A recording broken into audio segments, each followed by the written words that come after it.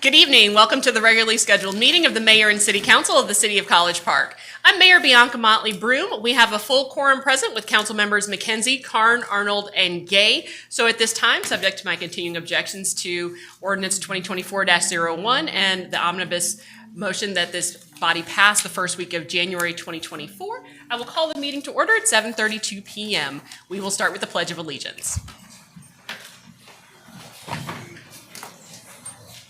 I pledge allegiance to the flag of the United States of America and to the republic for which it stands, one nation, under God, indivisible, with liberty and justice for all.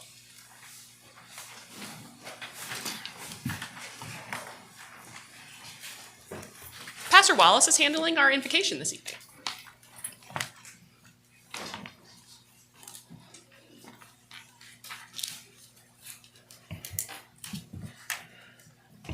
Heavenly Father, we come before you this evening acknowledging that you are God alone, sovereign, supreme, and seated high above all powers and principalities. Before one word is spoken, we pause to honor you, to exalt your name, and to welcome your presence in this gathering. Lord, we declare that this is your city and these are your people. We invite you to take full control of tonight's meeting. Let your spirit hover over every seat, rest upon every heart, and reign upon every agenda. Be the unseen chair at the table, guiding every conversation with wisdom, truth, and purpose. We humbly ask for your leadership to be made manifest through divine strategy and heavenly discernment. Let no decision be made apart from your counsel. Silence every voice that seeks to divide. We bind every demonic agenda, every spirit of confusion, discord, or pride that would attempt to disrupt progress or sow seeds of dissension. Let every form of unproductive rhetoric be arrested and replaced with the clarity and vision and unity of mission. Father, bless our mayor, our council members, our city staff, and every participant tonight.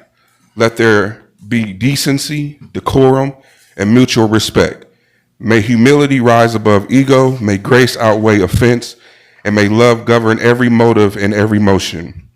Overwhelm this place with supernatural peace, flood it with unity, and consume every heart with a burden to serve, to build, and to lead with integrity and excellence.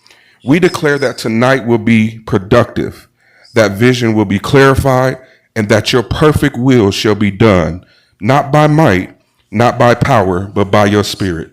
And Father, while we're here, I ask a special blessing over each and every person that is assembled under the sound of my voice and we're watching this live stream.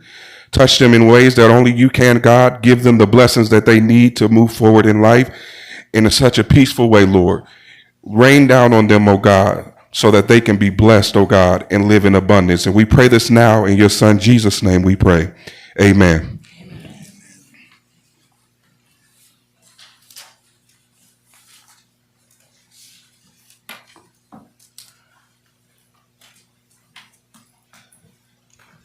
Good evening, Mayor, Council, City Manager, residents of College Park. I'm going to read the civility pledge. The way we govern ourselves is often as important as the positions we take. Our collective decisions will be better when different views have had the opportunity to be fully vetted and considered. All people have the right to be treated with respect, courtesy, and openness. We value all input. We commit to conduct ourselves at all times with civility and courtesy to each other. I remind those who elect to speak this evening, please remember the civility pledge. Thank you, Chief.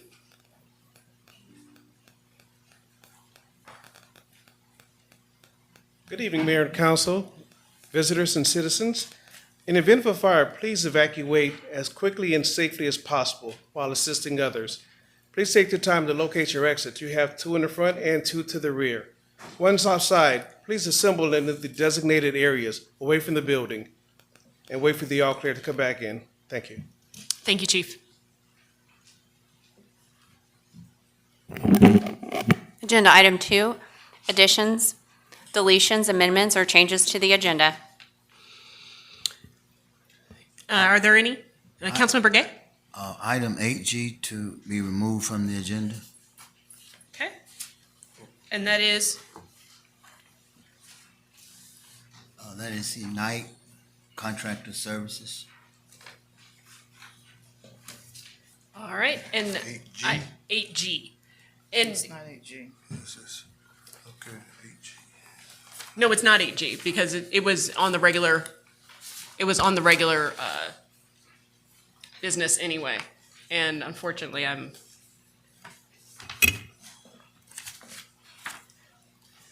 my computer is not loading what it's. 9G, Madam Mayor. It is 9G. Yes, Remove ma'am. 9G, okay? I also do have an additional change to the agenda. Madam Clerk, go right ahead. Thank you, Madam Mayor. Item 8N,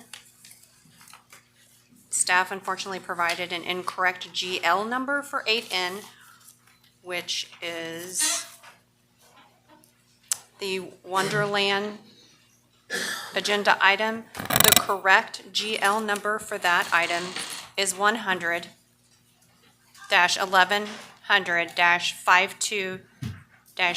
100-1100-52-7283. This is for That's what's on the agenda. 8N. I think it's been corrected on the agenda because it was You said Wonderland. I thought, I see. This is 8N is in Nancy. That's O. Oh, it's O? something- Yeah, 8N And- is, yeah, 8N is, 8O is Wonderland. What? Is there a different agenda? 8N is the fire chief. There's fire, something with the fire department. There were, My agenda's different. Madam Mayor, there was an updated agenda Okay. emailed that's out what it is. earlier today. It's not in our. So the system. numbers may, and letters may vary. But currently I have it as 8N. And I was provided with the correct GL number from staff, Okay, so finance director. for the Wonderland program, the correct general ledger number is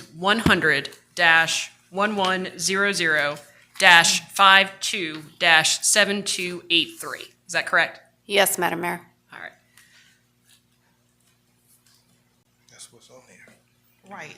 Yeah, That, that's what's on that, that here. is what's on That's here. on here. I thought it was supposed to be 100 8O. So dash 6122 dash 54 dash 7851, or at least that's what's in this email. I think it should be 100-1100 because that's out of legislative. So that would be the correct, and I believe it'd be Ward No, 3. those were carryover funds from last. I see. Right. So it's supposed to be hitting that other budget line that, is Mr. Jackson here? Yeah.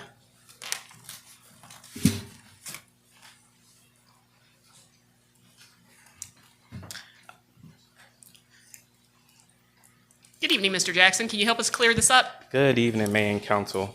So for consent agenda O, this line item was updated because this is technically a fiscal year 2026 project. No, it was 25. It Well, wasn't 26. Fiscal year 2025 is now over.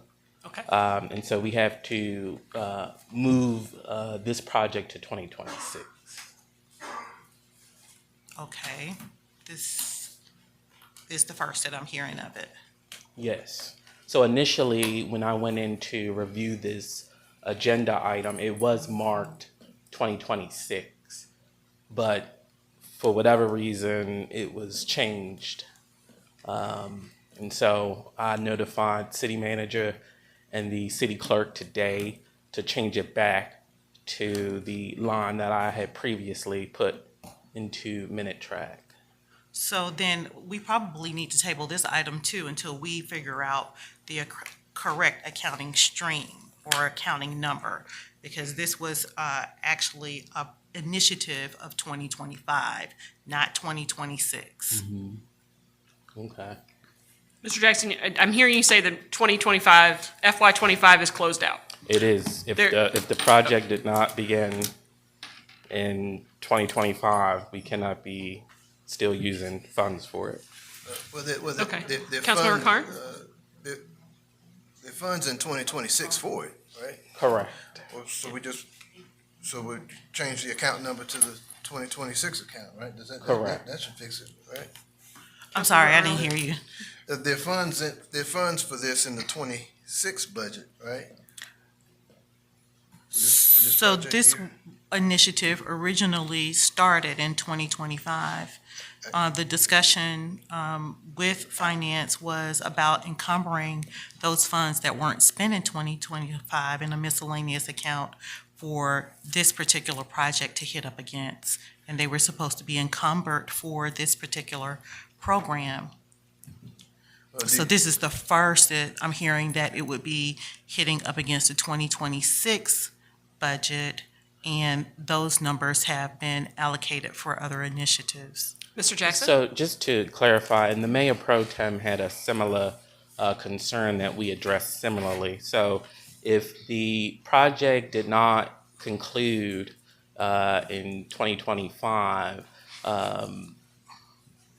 you can use 2026 funds moving forward because the project moves forward.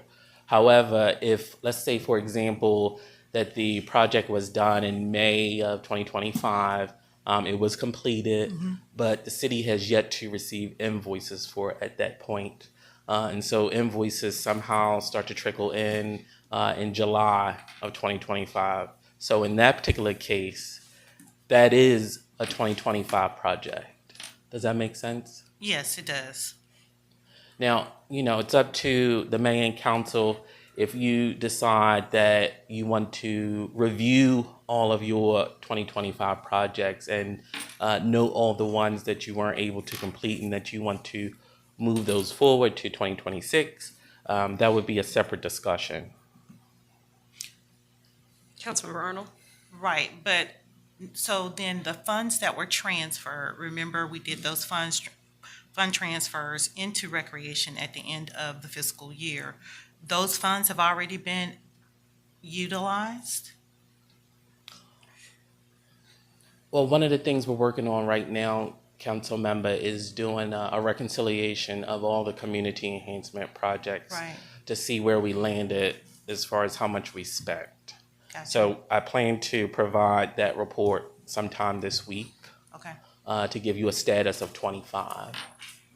all right, well, all right, let's leave it on the agenda and then see if we can set something up so we can reconcile it. Okay. Thank you, Mr. Jackson. Appreciate it. Mayor, I have a Mayor Pro change. Yeah, especially now that it's 7:45, I'm requesting that item 5E be moved to 5A. I have students here with their parents and young children, and this is a school night. I would like to be able to present the proclamation as soon as possible so that they can go home. Oh, I don't think that would be a problem. Okay, all right. Thank you. And I'd also like to, and I apologize because I'm having some connectivity issues, and Mr. Hicks, I'm hoping you can help me with that. But the radar signs item on the consent agenda, have some questions about that in terms of the administering of that by staff or by council. So if we could remove that to the regular business. That would be item, I believe it's 10,600 and change. It was on last at the end.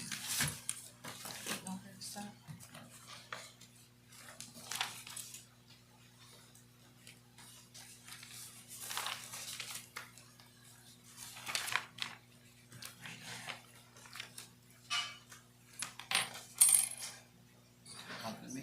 No, sir. No, I just, our eyes met, but I wasn't talking to you. Madam Mayor? Yes, ma'am. That is on the consent agenda? Yes. I think it'd be item 9J if we removed it. But what number is it on the consent agenda? I'm trying to locate it now. And I unfortunately cannot locate it.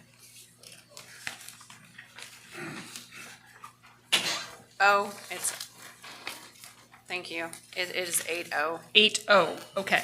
All right. 8-0. to 9J.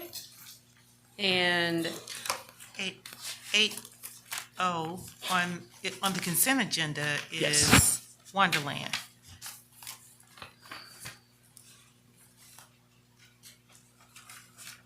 Madam Mayor, 8O would actually be 9L. okay, so we're working from two different agendas here, it sounds like. And so for us to move forward in a productive manner, I think we're either all going to need the agenda that you've got, Madam Clerk, or that we need to operate from the agenda that we have electronically, because there's a discrepancy there. Okay, all right, so we're gonna fix that.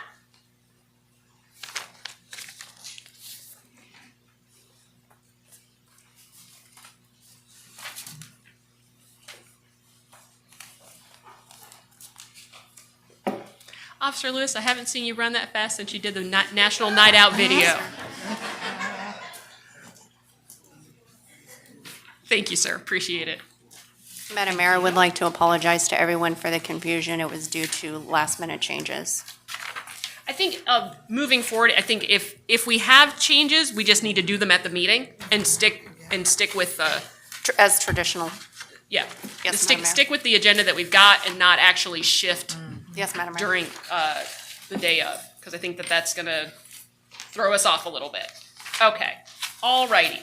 So I'm looking at, on the printed agenda, item 8O as in Oscar. That would become, I apologize, item 9L.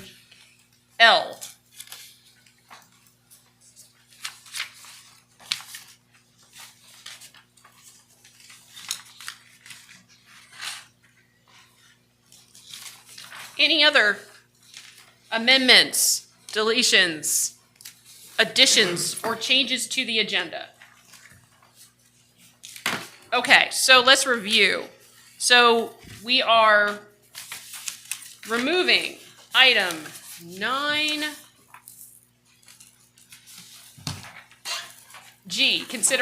consideration of an action on a request to Ignite Resource Center professional services agreement for $50,000. Item 8N is in Nancy. Thank you so much, Mr. Hicks. Item 8N is in Nancy. The appropriate account number is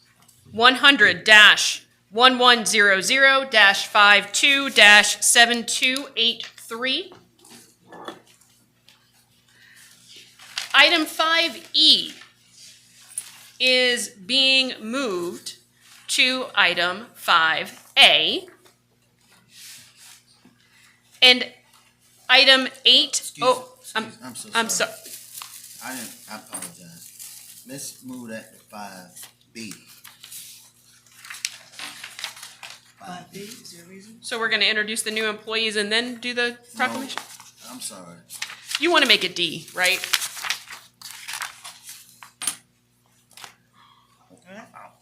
I want to do, After the chairman? yes, Okay, directly after the chair. okay. Mayor Pro Tem, any objection to that? I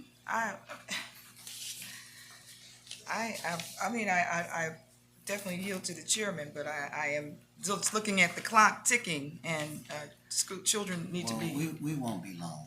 Okay, all right. So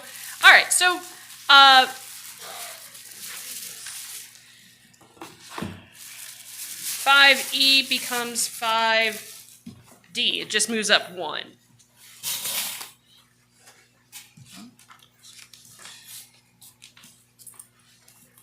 Kids have been here since 6 o'clock.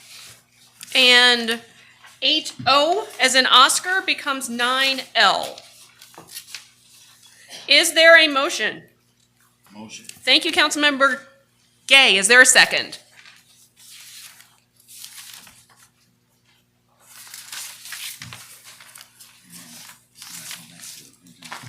All right. Wait. I'm still trying to get on. Councilmember Arnold, do you need it one more time? Yes. All right. We're removing item 9G. Item 8N is in Nancy. The general ledger account number has been updated. Item 5E has been moved to item 5D. And item 8O as in Oscar moves to 9L as in Larry. All right, Councilmember Gay, you made a motion. Is there a second? Second. Thank you, Councilmember Arnold. Any discussion? Hearing none, we'll move to a vote. All those in favor? Aye. Are those opposed? Opposed. Opposed. All right, so I am in favor, so we will make those changes. So with council members Gay, Arnold, and myself in favor, council members Karn and McKenzie opposed, the motion passes.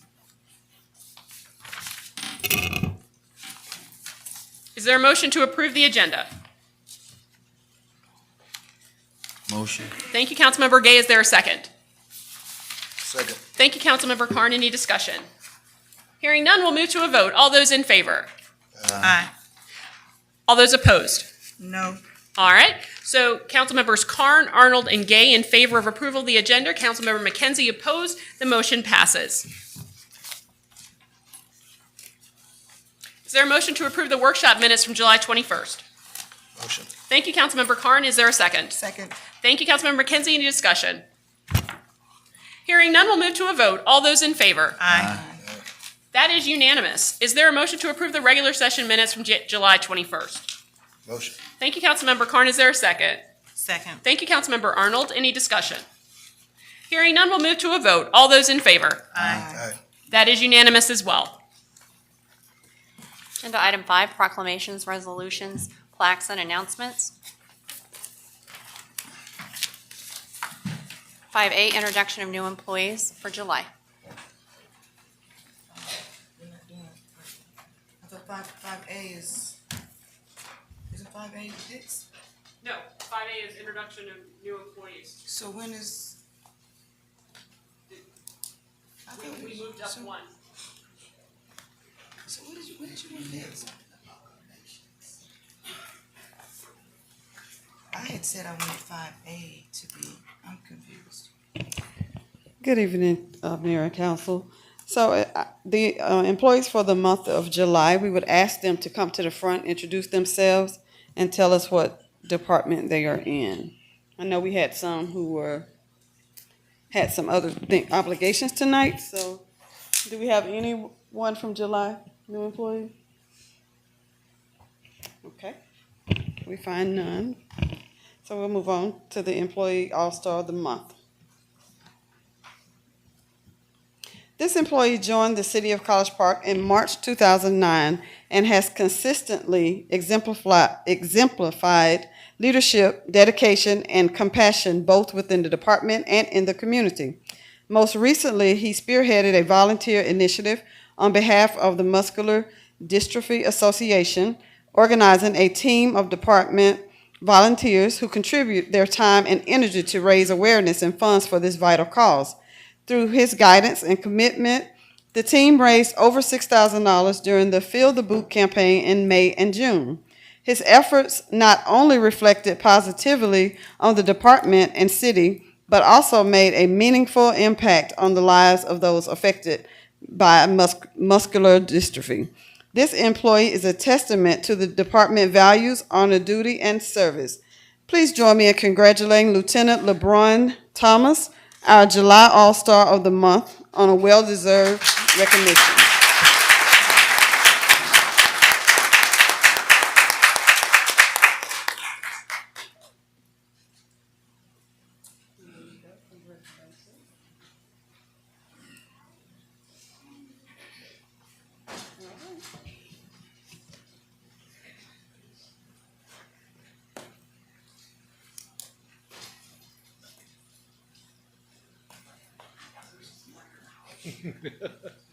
I wore mine. And Council in the back, don't step to the very edge of her. Yeah, right up there. Good. All right, on the count of 3. 1, 2, and 3. Again, 1, 2, and a smile. Last time, 1, 2, and 3. Thank you. Wait. Come on, Chief. Come on up here. Yep. All right. Oh, gotta get the queen, gotta get the queen.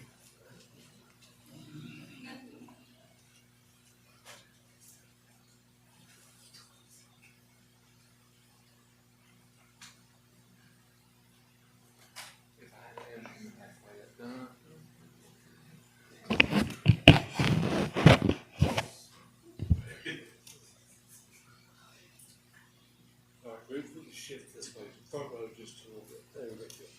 All right, on three, 1, 2, and 3. Again, 1, 2, and 3, last time, 1, 2, 3. Thank you.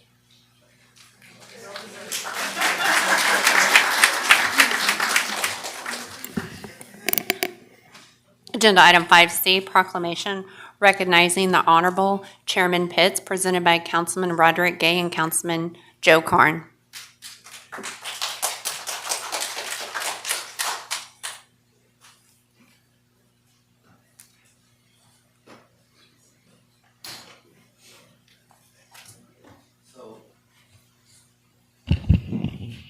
So this evening proclamation goes to our Fulton County Chairman, Honorable Rob Pitts. And this was rescheduled from previous week. The chairman had other commitments.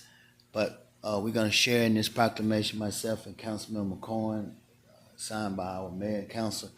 But I want to particularly acknowledge to the chairman that since I've been elected since 2015, it is important for the community to know that a lot has come to the great city of College Park. I'm sure other cities have benefited as well, but particularly College Park has benefited under Chairman Pitt's leadership. Most of the recreational amenities that you're seeing through our community development block grants comes from Fulton County under the leadership of Chairman Pitts. But more importantly, what should be said tonight is that the botanical garden that has taken 20 years would not have been done had it not been for the leadership of Chairman Rob Pitts. So he needs to know that that legacy will always go forward because of his leadership and his unselfish commitment to projects, regardless of the politics. And so we really appreciate you for that. Councilman McCoy. All right, Chairman, I know you're a busy man, so we appreciate it. No city in Fulton County can survive without county funding and proper county resources and basic county services. So this is important for all of Fulton County. Whereas the city of College Park recognizes the importance of strategic partnerships and visionary leadership in advancing community development, public amenities, and overall quality of life for its residents.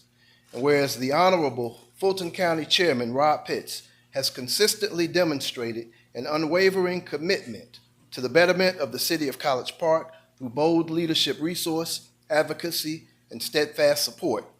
And whereas under Chairman Pitts' leadership, Fulton County sponsored the legacy land lease of approximately 38 acres of the former Camp Truett site to the city of College Park for the development of a planned botanical garden, a transformative project championed for over 30 years by Councilman Joe Karn and ultimately made possible through Chairman Pitts' intervention, advocacy, and along with Councilmember Roderick Gay.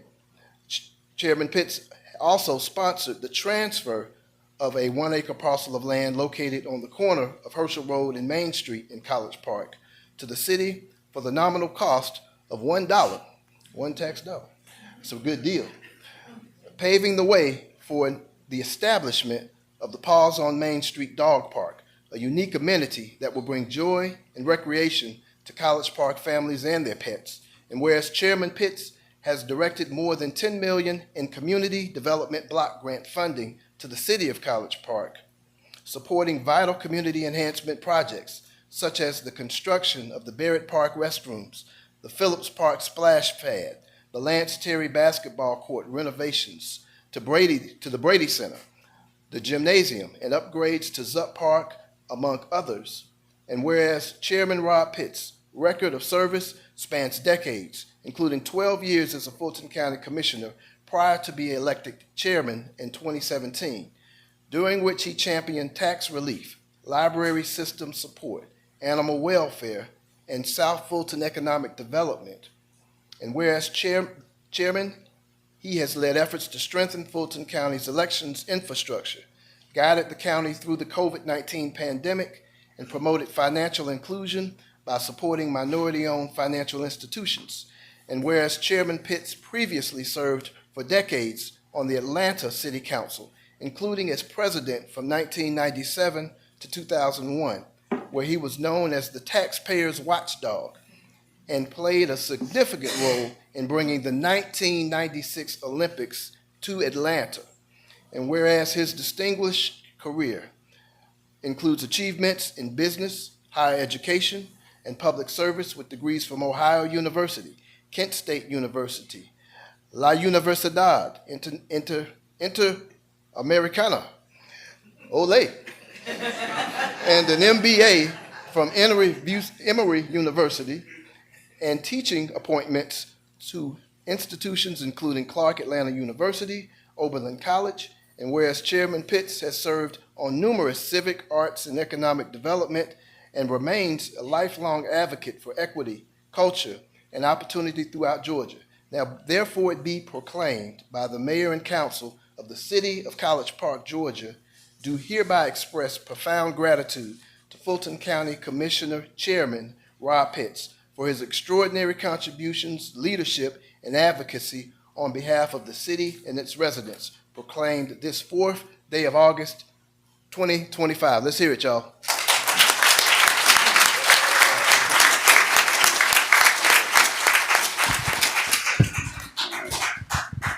Thank you very much, Madam Mayor and council members, especially Councilmember Gay and Councilmember Karn.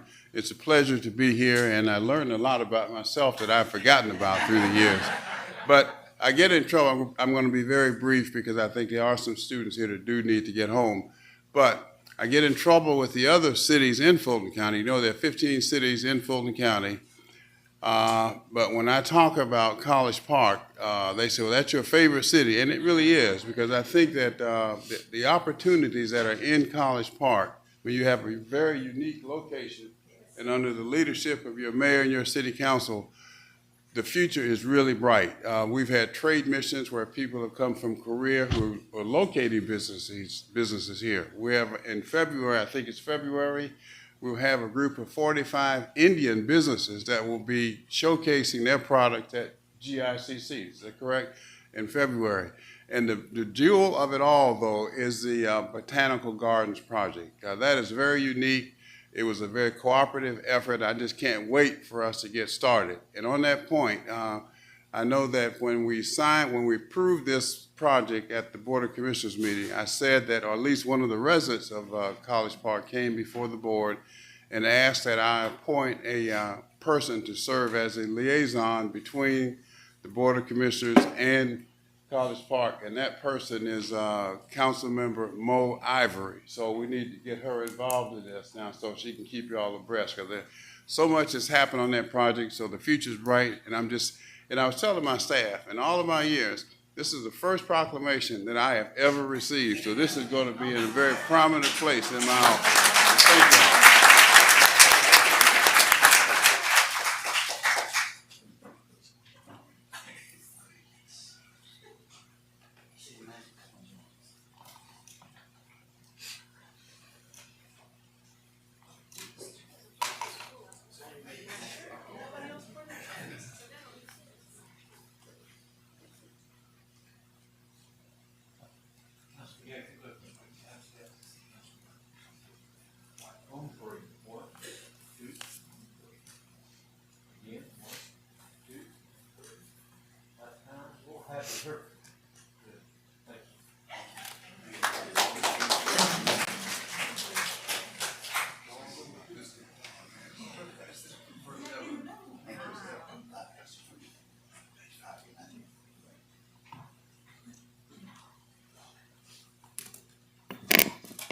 Next proclamation is to the College Park Summer Youth Civic Leadership Academy Class of 2025. This item is sponsored by Mayor Pro Tem Jamel McKenzie.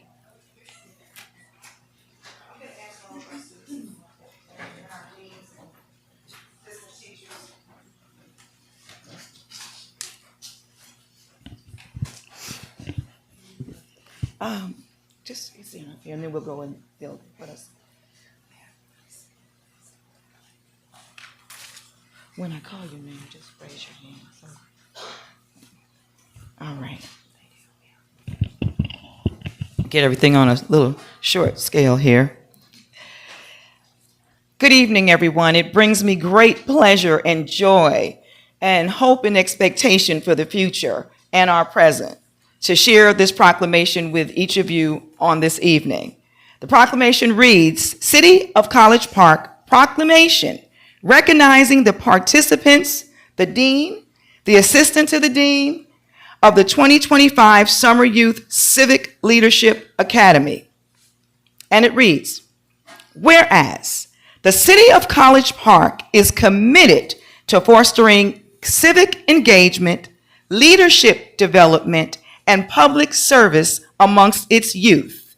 And whereas in the summer of 2025, Mayor Pro Tem Jamel McKenzie established the Summer Youth Civic Leadership Academy to empower secondary school students with the knowledge, skills, and confidence to become future leaders in government, community advocacy, and civil society. And whereas in the month of June, this distinguished cohort of 13 selected youth participants who have demonstrated outstanding commitment, curiosity, and leadership potential successfully completed the 4-week program. And whereas under the exemplary leadership of veteran educator and community advocate Dean Eleanor Cornelius, the Academy offered a rigorous curriculum, hands-on experiences, and meaningful mentorship that enriched the lives and the aspirations of each participant. And whereas Zari Carr, a proud Woodward Academy graduate and incoming freshman at American University, served as a dynamic and relatable assistant to the dean, contributing significantly to the mentorship and operational successes of the program. And whereas the City of College Park celebrates the success of this inaugural cohort and the visionary leadership behind it, recognizing the Academy as a model of youth engagement and civic innovation.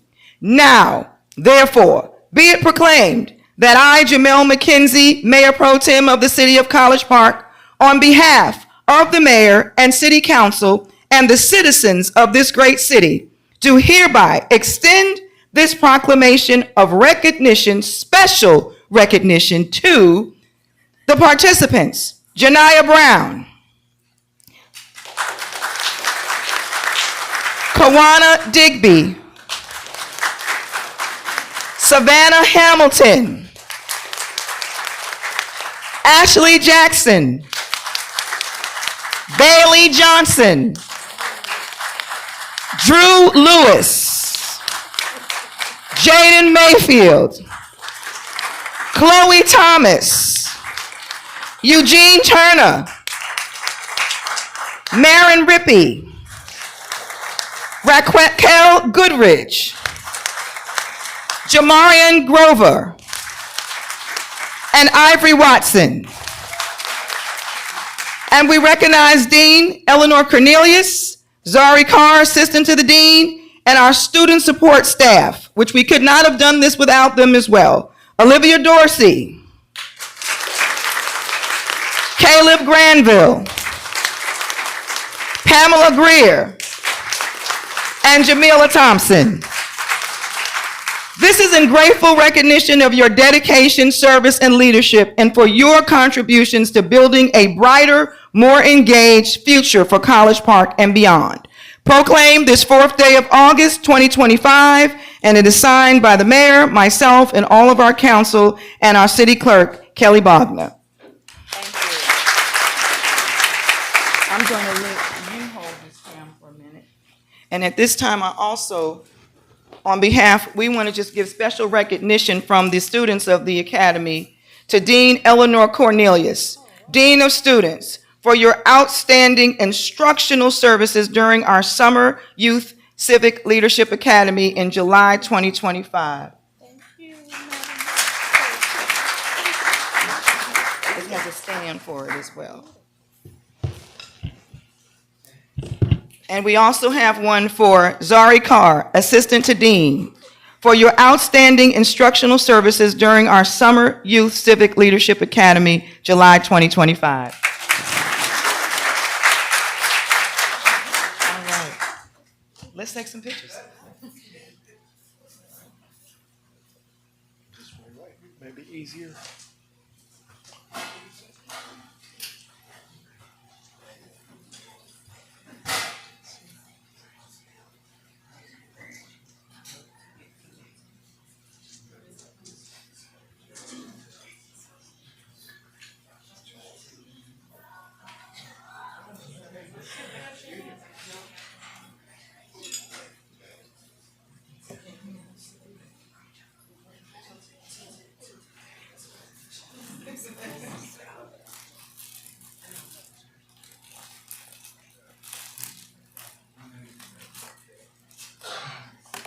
Oh, also, I want to thank the parents. You need to give yourself a hand.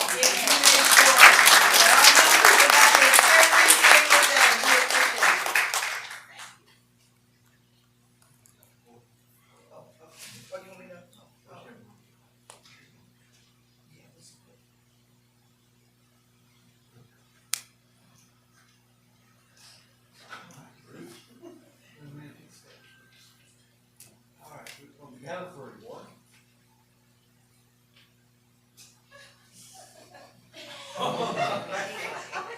There you go. All right, 1, 2, and 3. Again, 1, 2, and 3. Two more times. 1, 2, 3. Last time. 1, 2, 3.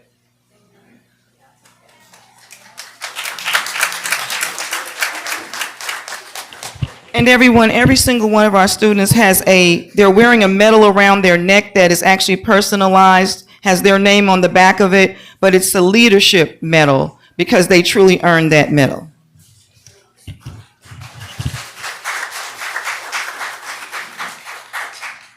Is there anyone here from TKST? All right, so we're going to hold off on the proclamation for Mr. Sampson, and I think the next one. Proclamation honoring city staff and volunteers for 2025 Juneteenth celebration on Godby Road. This item is sponsored by Councilwoman Tracy Arnold.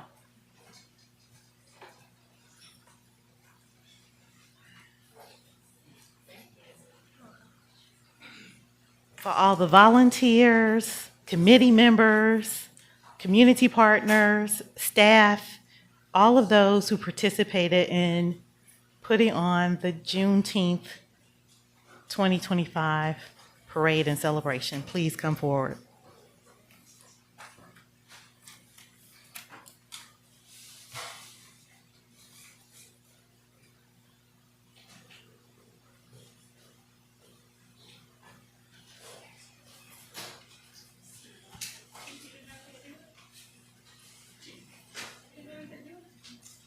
I mean, everybody. Come on, Chief.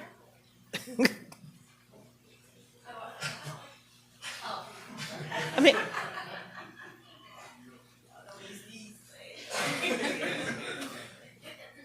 so everyone is aware of the fact that we had a historic moment on Godby Road this year for our Juneteenth celebration, and this is honoring those who took the time out to make sure that this celebration, this parade, not only represented the city, but also our vision for the city. And I want to thank you.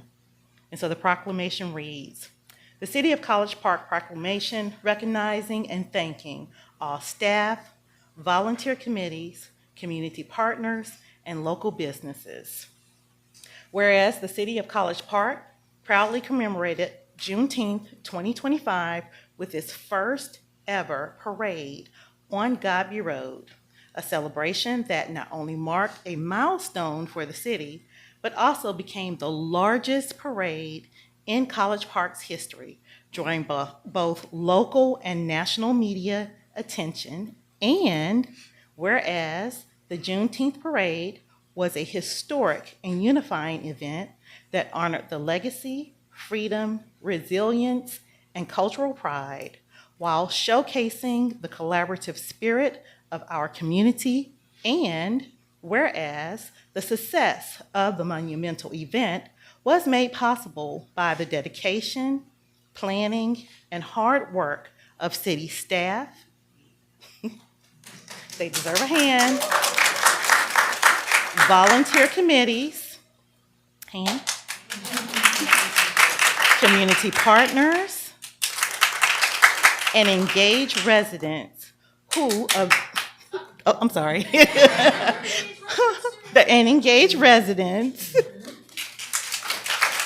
who of their time and talents. And whereas the city extends special thanks to the Public Works Department, with particular recognition to Buildings and Grounds for their outstanding preparation, logistical support, and post-event cleanup.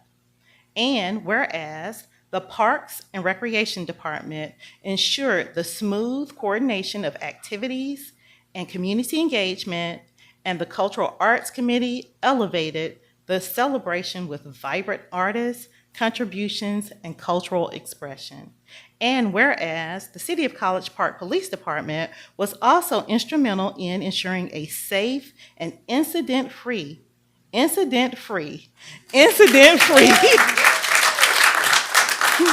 celebration thanks to its thoughtful planning, presence, and coordination with other departments. And the City of College Park Fire Department provided exceptional emergency preparedness and on-site support throughout the event. And whereas the Finance Department provided essential support ensuring that all resources were available and readily managed. And whereas the tireless committee of the community volunteers was the heartbeat of the event, reflecting the power of collaborative effort and shared purpose in honoring Juneteenth. And whereas the overwhelming turnout and enthusiasm, participation from the community clearly demonstrated the importance and impact of this celebration, making it evident that the Juneteenth parade should continue annually along the Godby Road corridor.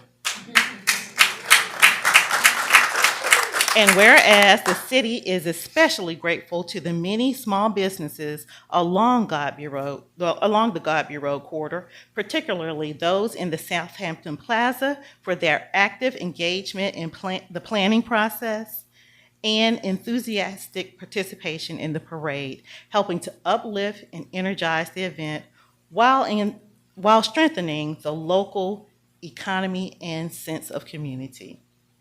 Now, therefore, be it proclaimed that the City of College Park formally recognizes and extends a heartfelt appreciation to all city departments, committees, volunteers, businesses, and residents who helped bring this historic Juneteenth parade on Godby Road to life. Let it be this proclamation serve as a permanent record of gratitude for the dedication and unity that made this celebration not only possible, but unforgettable, and as a commitment to continue to honor Juneteenth on the Godby Road corridor for years to come. Proclaimed this 4th day of August, 2025. And I'm going to pass this proclamation on to the chairwoman who led this entire group and the community, Ms. Bev Rodriguez.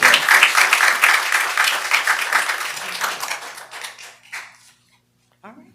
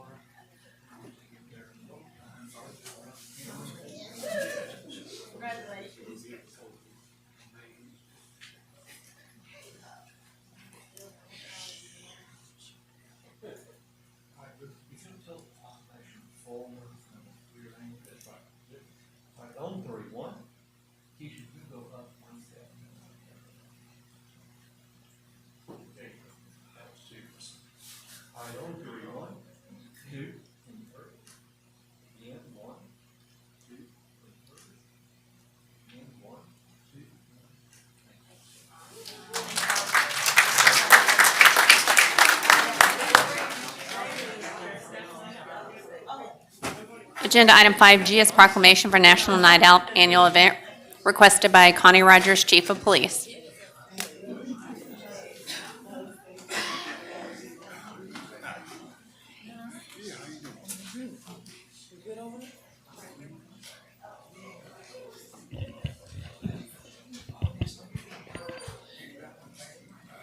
We're all gonna say, no rain, no rain, no rain. It's happening tomorrow. No rain. They're already setting it up outside. We are excited. We are here to proclaim about National Night Out. Yay, yes, yes.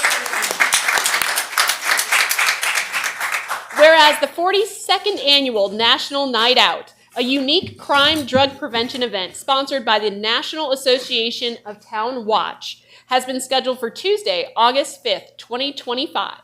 And whereas National Night Out provides a unique opportunity for the city of College Park to join forces with thousands of other communities across the country, although we have the best, in promoting cooperative police community crime prevention efforts, and whereas all residents and businesses play a vital role in assisting the College Park Police Department through joint crime, drug, and violence prevention efforts in the city of College Park, and is supportive of National Night Out 2025 locally. And whereas it is essential that all citizens of the city of College Park be aware of the importance of crime prevention programs and the impact that their participation can have on reducing crime, drugs, and violence in the city of College Park. And whereas police community partnerships, neighborhood safety, awareness, and cooperation are important themes of the National Night program. And now, therefore, we, the Mayor and City Council of the City of College Park, do hereby call upon all citizens of the City of College Park to join with the College Park Police Department and the National Association of Town Watch in supporting the absolute best in the universe 42nd Annual National Night Out in the City of College Park. Further, let it be resolved that we, the Mayor and City Council, do hereby proclaim Tuesday, August 5th, 2025 as National Night Out in the City of College Park. Resolved this 4th day of August, 2025.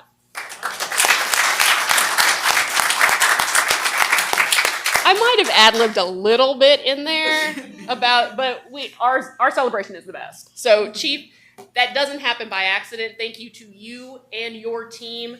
You are doing this for months and months and months in advance. And so can you tell everybody who might be watching a little bit about what to expect tomorrow night? If you haven't, I know we are expecting a little rain tomorrow. Get your raincoats and rain boots. If you have never experienced a College Park National Night Out, you are in for a treat. This is a national event. This is just for the law enforcement and the community in a very relaxed environment to get to know each other. And that's the reason why what we do is so easy here in College Park, because most of the residents know each and every one of our officers, and it's because of events like National Night Out that takes place. Get your raincoats, get your rain boots. As long as there are no thunder and lightning, we having a good time tomorrow night.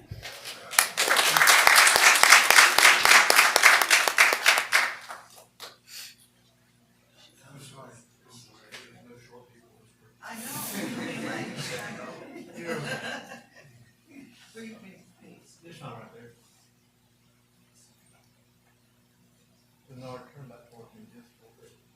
On for 1, 2, and 3. Again, 1, 2, and 3. Last time, 1, 2, and 3. Thank you.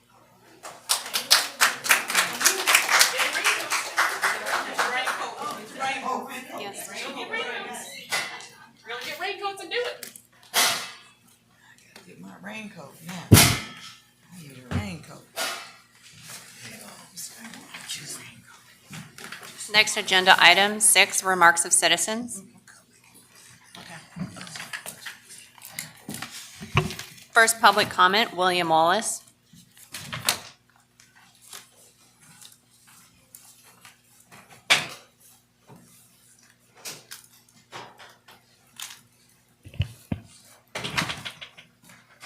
Mario Malcolm, you're his time too.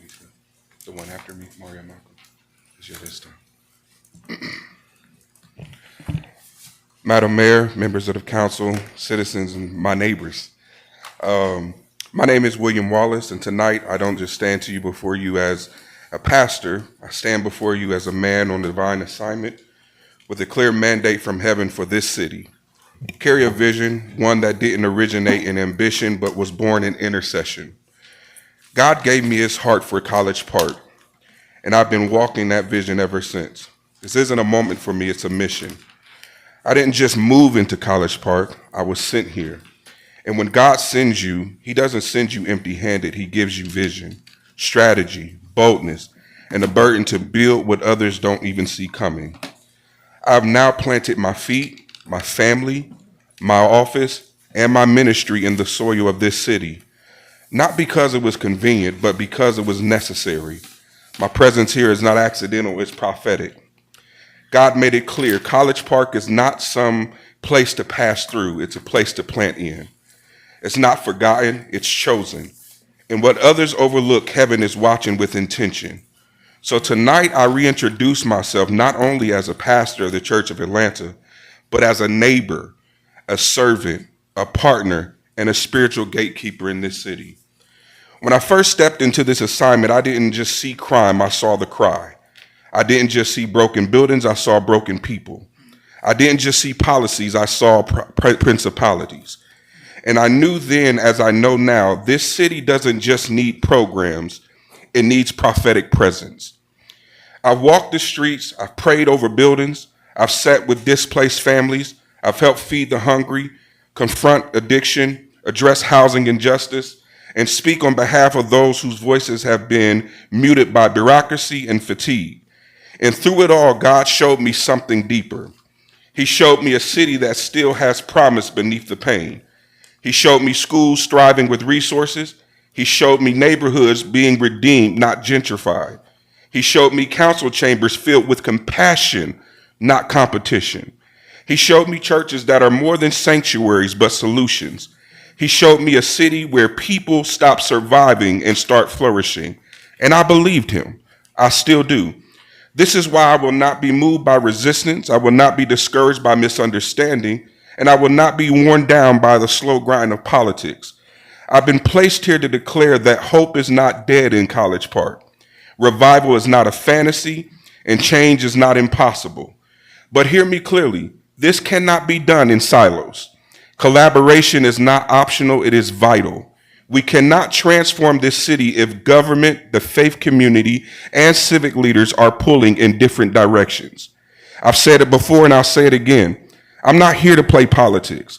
I'm here to help heal a city. Whether it's the displacement crisis we saw at Chelsea Gardens, the increase in youth crime, the mental health breakdowns, the housing challenges, or even economical drought, the church must be present and the city must be open to partnership. We are beyond the point of performance. This is the time for alignment, and I am fully committed to doing my part. So to those who have watched from a distance, wondering where this is all going, to the curious, the critics, and those watching to see if I'll fade into the background, hear me in the spirit. It's go time. I don't owe every critic explanation, but I owe my God my obedience. And the obedience has brought me right here to this city, in this moment, for this mission. And like Jesus told his earthly parents when they found him in the temple, I say to every voice of distraction, doubt, or delay, we must be about our Father's business. I'm not leaving, not folding, not backing down. I'm rooted, I'm ready, and I'm not going anywhere. Because this isn't about me or any of you for that matter. This is about the soul of the city crying out for alignment with heaven. And I believe the scales are tipping. I believe the tide is turning, and I believe God is raising up a remnant in College Park. People who aren't afraid to serve, to speak, to build, and to believe again. So with all due honor, respect, and clarity, let me say what's burning in my spirit. God is not done with College Park. He's just getting started. There's a move of God coming to this city, not one of hype, but of holiness. Not one of personalities, but of power. And I'm going to be right here to help it, to lead it, to steward it, and protect it. Jesus said in John 9:4, we must work the works of him who sent me while it is day, because night is coming. when no man can work. Well, that day is now. The assignment is clear. We got to dig our hands in the soil and get busy. Let's get to work together. Thank you. Thank you. Amen. Amen. Madam Mayor, that is all I have for public comment in person at the moment. All right. If anyone wishes to speak in person that didn't sign up, they can.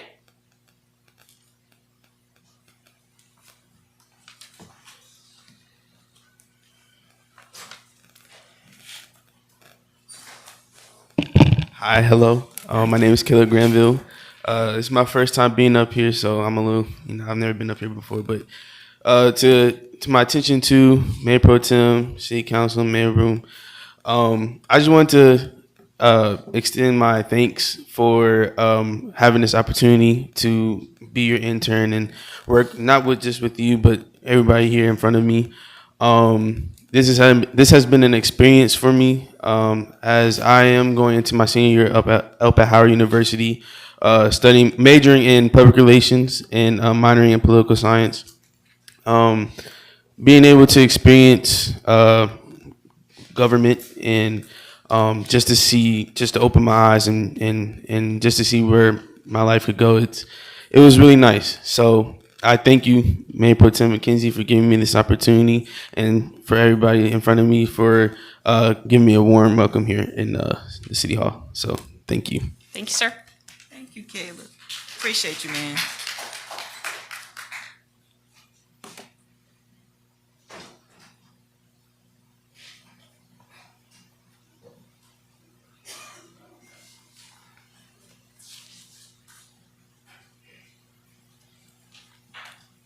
Hey, Doc. Hello. Good evening. I'm so excited. Sabrina Willis.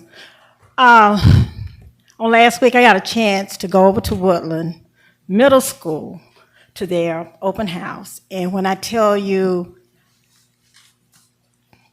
the teachers are ecstatic. They have a new principal, Ms. Gardner-Wallace.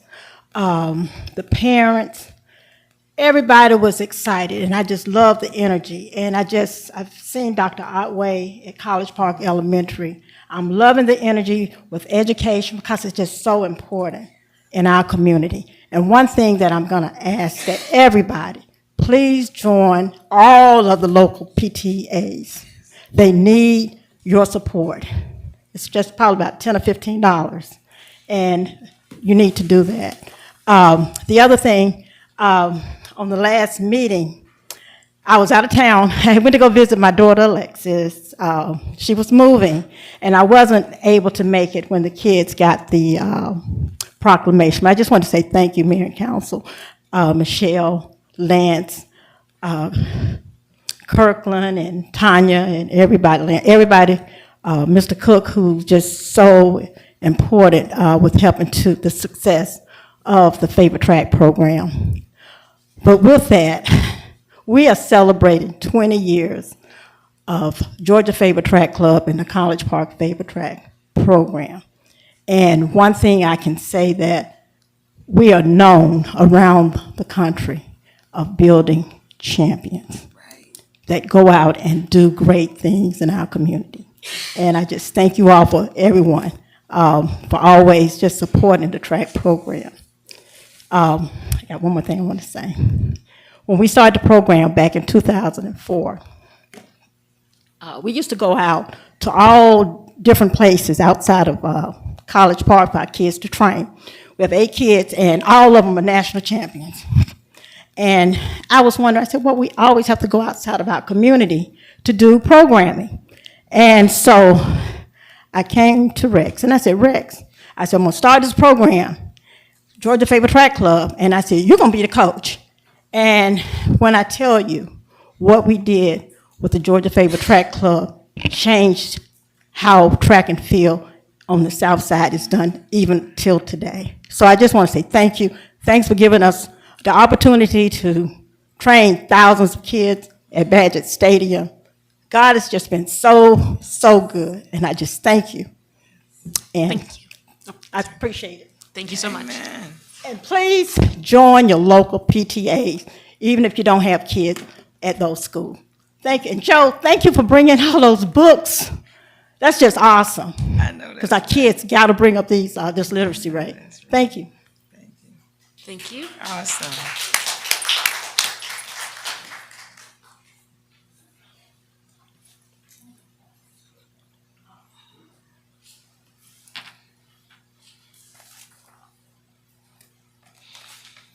Good evening, Councilman. Good evening.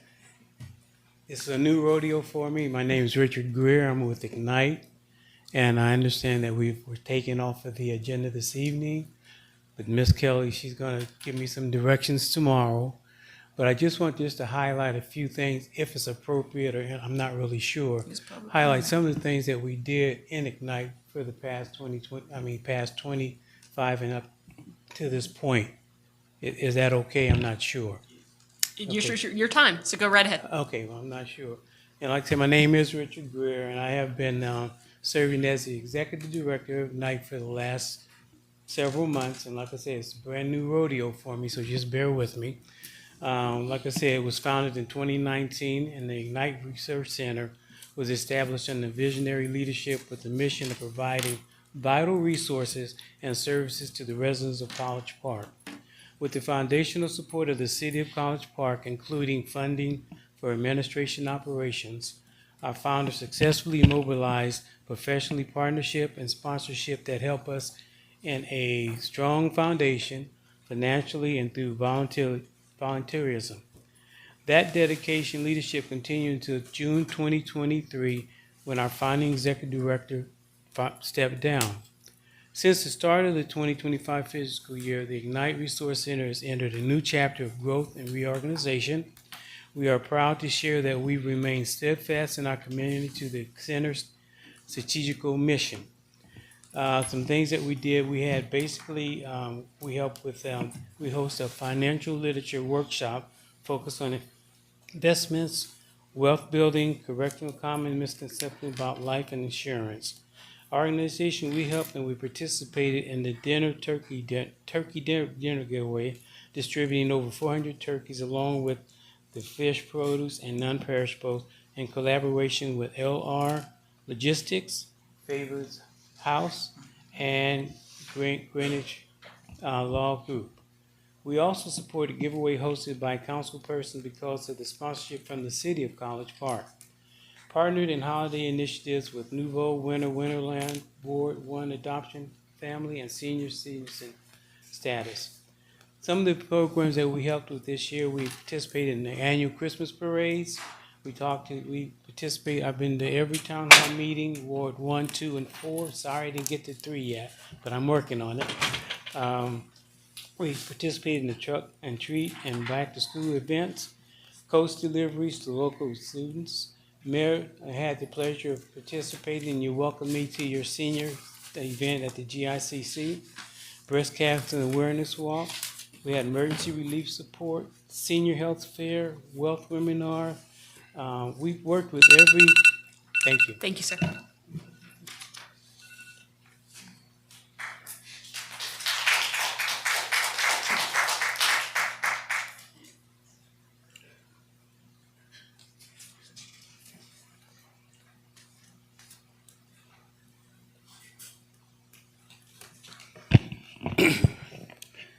Good evening, City. Good evening, Mayor, Larry. Council, elected officials. I'd like to greet you all tonight in the greetings of peace. My name is Larry Brady Evans. I reside at 2112 West Princeton Avenue. And I'd just like to comment from the last meeting that my time had ran out and I wasn't able to finish to say what I want to say. And it was no personal attack on any one of you all. I respect each and every one of you all in the position that you hold, and I think you all is doing a good job to the best of your ability. And there's always room for improvement, and that's with the ones who sit in the seat of leadership to lead College Park in a way that the whole world can enjoy once they come through here. We live in a city where we have an airport is the busiest in America, in the world, so they say. So we should come together and make that real. And to the city manager, there wasn't no personal attack on the seat that you sit in. And I hope it wasn't taken that way, but I have seen people who sat in that seat and had to be uprooted from that seat and start their life all over again. So I pray that your leadership come in and do the job that's required, where each and every one of us can benefit from it. And a special thanks to the brother here who was sent to College Park from heavenly, he says, and I pray that we have that spirit to respect each other and enjoy the life that we have. And as we was taught in College Park, a clock that don't work is right twice a day. That's right. So with that being said, I hope and pray that we move forward and respect each other and enjoy the life here in College Park. I'd like to leave you all as I came before you in the greetings of peace. Thank you. Thank you, sir.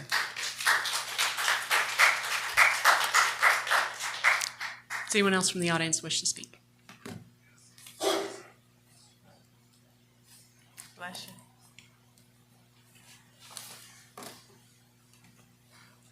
you. Good evening, Mayor and Council. I previously had emailed my response that I wanted to bring some attention to, but I see we have some time available, so I would just go ahead and read my comments. Can you identify yourself for the record? Sorry, Lucretia Williams, and I'm a Hawthorne Station homeowner. Greetings, Mayor and Council. I am writing with great concern for the professional services agreement with Mr. Andrew Hicks, Quantum Security Intelligence, LLC. This contract is vague. It reads as if it's a generic template from LegalZoom. This PSA lacks KPIs, that's key performance indicators, by which this service is measured, insufficient description of the assignment of duties, and defining the problem it's intended to solve. Particularly, Hawthorne Station have community representatives who have been working with the city to address our issues. It's been effective even prior to Mr. Hicks moving into the community. Furthermore, this proposal is sponsored by Councilman Karn, who is not his city councilman. Councilman Karn conducted 2 community events in our community, Hawthorne Station, and he attended a private meeting of the homeowners and our HOA. His constituents blatantly made him aware of our disapproval for the initial contract for security consulting services. We asked for additional resources to be given to our phenomenal police department, but Councilman Karn proceeded to say our crime rate is down. In addition, he has no authority to assert someone to intervene on behalf of the city with our HOA. This is a private business matter. So what is the problem that this professional services solve? This is another example of how Councilman Karn does the complete opposite of what his constituents asked for. For this cause, this is why I have to run for office. He continues to fail us at any chance he gets.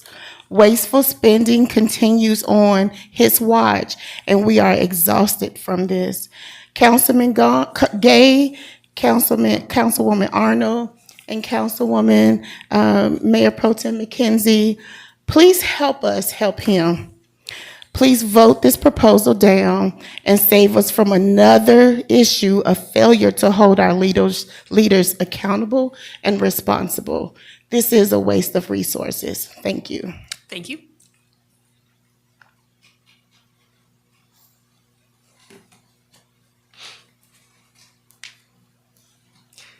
All right, anyone else?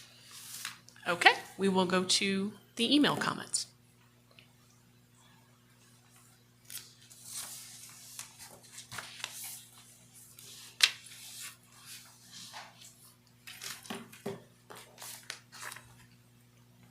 First comment is from Dr.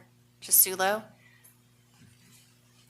Dear Mayor Bianca Motley Broom and esteemed council, I am writing to you as a very concerned member of our community. Recent actions regarding the termination of city managers have deeply affected me and many others in our city.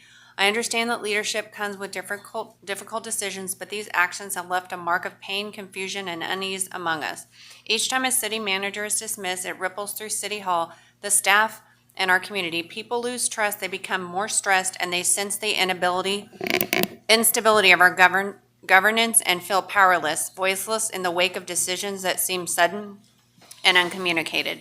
As citizens, as city workers, we are expected to adapt and cope without input or understanding, while the heart of every employee in our community feels the strain of repeated upheaval. The financial implications are undeniably significant, but who bears the burden? Is it mayor and council? Are taxpayers like us or people who reside in the city who want to see our city flourish rather than endure unnecessary turmoil? Yet what is absent from the discussion is deeper cost expenses that comes from the firing of a city manager and other administrative employees. What is the lost labor, cost, and financial considerations that are paid out to the people harmed by the firing? How does this benefit the mayor and city council? How does it benefit our city government? Are we, the community, benefiting from this cycle of dismissal without dialogue or consideration and without thorough review, just to continue business as usual? I urge you to reflect on how these decisions are perceived. Fair or not, the actions of dismissing city managers cast a shadow over our city's governance, suggesting instability, corruption, and reactionary judgment. Even if the decision is justified, the process should involve more public dialogue, transparency, and respect for those affected. This isn't about dismissing past mistakes, but learning from them. It's about looking at the future and seeing the value in change and instituting change now. Before you vote again to terminate another city manager, the additional employees, people who are harmed, and those that are fired. We can be that model for the change. I kindly request that you take a public stance to pause and evaluate the approach to such critical decisions. Perhaps consider involving community input or appointing an advisory or research committee to ensure that the voices of those deeply invested in this city are heard. We all want a city that reflects our shared values, respect, professionalism, and hope for a better tomorrow together. I believe in our city, our communities, and its potential to grow through this change in political practices to become a model city. Please consider engaging us in the process and moving forward to being that model city to prevent a repeat of the past practices and create a better future for our city workers and citizens of College Park. Thank you for your attention. Also for considering, seeking, and providing more information regarding the emotional and financial costs of the decision in firing city managers, termination of other employees, the harm done to operating city government, and the harm to citizens of College Park. I look forward to your response and a brighter path forward to being the model city. Sincerely, Dr. Chisulo. Next public comment is from Gloria Abdullah. Greetings, Mayor, Mayor Pro Tem, council members, and city manager. Imagine the fun of playing softball on a vacant lot on Victoria Street using proudly made bases and bats, or collecting bags of candy from the warm and welcoming homes on Halloween, or the enjoyment of discerning which homes had the most elaborate Christmas decorations. Consider the joy of leisurely walks throughout the community with friends on sunny days. These are the moments that defined our community and created lasting memories. Sadly, the cherished landscape of our community will reach its demise once the initial 6 West development begins in November. Preserving the 1 square mile neighborhood's history is not just important, it's imperative. We have a unique opportunity to document our community's stories and celebrate its rich heritage through the Path to the Past Historic Walk Run event. This event will allow us to walk the streets that hold our collective memories while in its original landscape share those stories with one another and foster a deeper connection among all participants. I urge you to vote in favor of this vital initiative. Let's come together to honor our past and preserve it for future generations. Thank you for your support. Warm regards, Gloria Abdullah.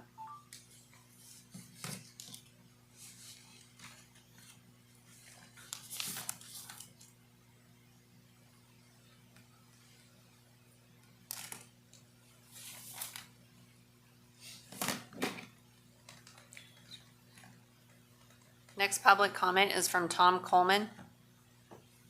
Dear Mayor and Council, may I wholeheartedly compliment City Manager Miller and her staff on the monthly City Manager Report posted on the website. This department by department rundown of activities is most informative. The rich metrics detailed give us a more in-depth understanding of the business aspect of our city's functions. This report's transparent accounting is in stark contrast to many of tonight's consent agenda items, which are apparently being intentionally rushed through approval with little or no discussion or justification. Please strive for greater accountability in all aspects of governance. Tom Coleman.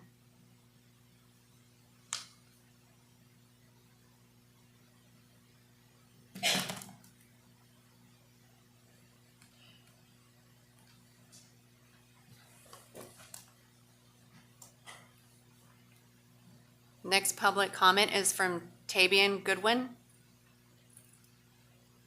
Dear Mayor Broom, Mayor Pro Tem McKenzie, Councilwoman Arnold, Councilman Gay, and other College Park officials, I hope this message finds you well. I respectfully ask that you give thoughtful consideration to the matter involving Councilman Karn's proposed professional services agreement with Mr. Andrew Hicks, Sr. of Quantum Security in the amount of $36,000. Is that the conclusion of the 36 minutes? That's just for the 6 minutes. I was timing the 6 minutes for the emailed public comments. But we still have time on the... Yes, Madam Mayor. Okay. Would you like me to continue If we've got reading? time on the... If we haven't exhausted all 36 minutes, right? No, Madam Mayor. Okay, I'll continue.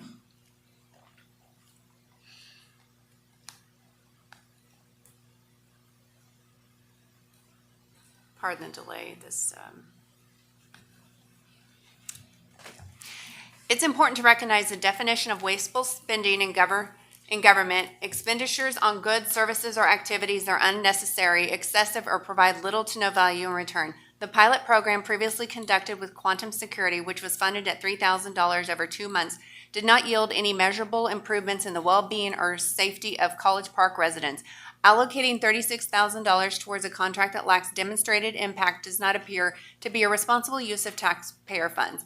I believe our police department, under the leadership of the chief and the city manager, could make better use of these resources in ways that directly enhance public safety. As a concerned citizen of College Park, I urge you to vote no on this proposal. Thank you for your time and consideration.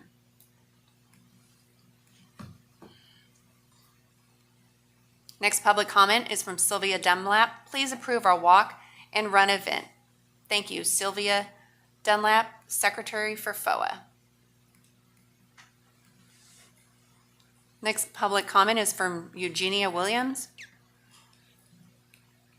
Dear esteemed members of the City Council, on behalf of the Committee for the Preservation of the History of the Original African Americans of College Park, I am writing to respectfully request your approval of our proposed walk/race on Saturday, September 27th, 2025. The event will take place through the remaining areas of our historic community where the city's original inhabitants once lived.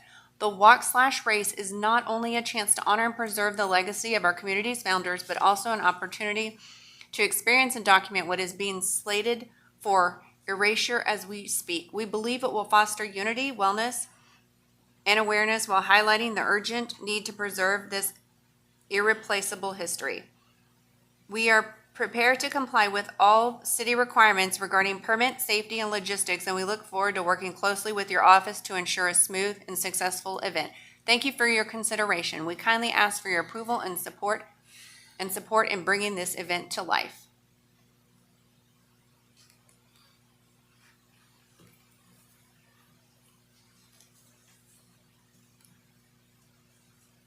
Next public comment is from Candace Dixon. Good evening, Mayor and council members. I'm here to speak on the proposed services agreement with Andrew Hicks Sr. of Quantum Security Intelligence LLC in the amount of $36,000 under the Community Enhancement Fund for Ward 2. While I understand this is a budgeted item, I respectfully request the council seek a clear explanation on how Mr. Hicks performed the duties of the Community Affairs Liaison Officer to date. If the purpose of this role is to attend HOA meetings and report community issues, particularly from neighborhoods like Hawthorne Station, I believe it is fair to ask whether there is a more cost-effective way to fulfill this function. Hawthorne Station currently has an active community group and representatives from that group that have already been communicating concerns and needs directly to the city even prior to Mr. Hicks' engagement. This raises questions about the added value of the liaison role as it currently stands. I would encourage the council to request not only a clear listing of the services provided under this contract, but also a corresponding list of outcomes that will be used to evaluate the effectiveness of these services before any further contract execution. What measurable impact has this role had? What has improved in our communities as a result of this investment? Speaking personally, I have some concerns. At a time when our city is facing various competing priorities, it is important that we ensure accountability and alignment with community needs. I hope the council will consider a detailed review of Mr. Hicks' activities and how they have directly benefited the residents, especially those he is meant to serve. Thank you for your time and consideration. Candace Dixon. Next public comment is from Ezrone McDaniels. Greetings to Mayor Broom and Council. I am Ezrone McDaniels, a resident of Hawthorne Station, but more importantly, a concerned citizen. I ask this council to pause in rendering its decision with respect to awarding another contract in the amount of $36,000 to Andrew Hicks Sr. with Quantum Security Intelligence LLC. This $36,000 contract comes on the heels of a recent contract given, not awarded, to the same firm back on May 6, 2025 to provide professional neighborhood security consultant services for approximately $2,814. The contract awarded in May appeared to be a trial period for a larger contract, it seems, but no one has been able to understand, yet alone measure the value of what was provided. The previous contract, along with the new one, are absent on deliverables that should be provided as part of this contracting vehicle. Additionally, there seems to be no key performance indicators, KPIs, or metrics required under this contract. How can this council be assured that it is getting the best value and service if it is just haphazardly continues to give away dollars with no real understanding of benefit to constituents? I believe that a more thorough effort should be performed as it relates to this community liaison role, and that the council should potentially cast its net a bit wider to see if in fact this is the best value for the dollars and the citizens are sponsoring. And that is all for the emailed public comments, Madam Mayor. Thank you, Madam Clerk. I believe we've got a public hearing tonight. Appreciate everyone's comments, and we will move forward. Agenda item 7A is a request to set a hearing for a conditional height permit at 3700 Naturally Fresh Boulevard. This item is requested by Lenise Lyons, City Planner. I actually got ahead of us. It's the public hearing at the next, we're just setting the hearing. Is there a motion to set the hearing? Motion. Thank you, Councilmember Carn. Is there a second? Second. Thank you, Councilmember Arnold. Any discussion? Hearing none, we'll move to a vote. All those in favor? Aye. That is unanimous.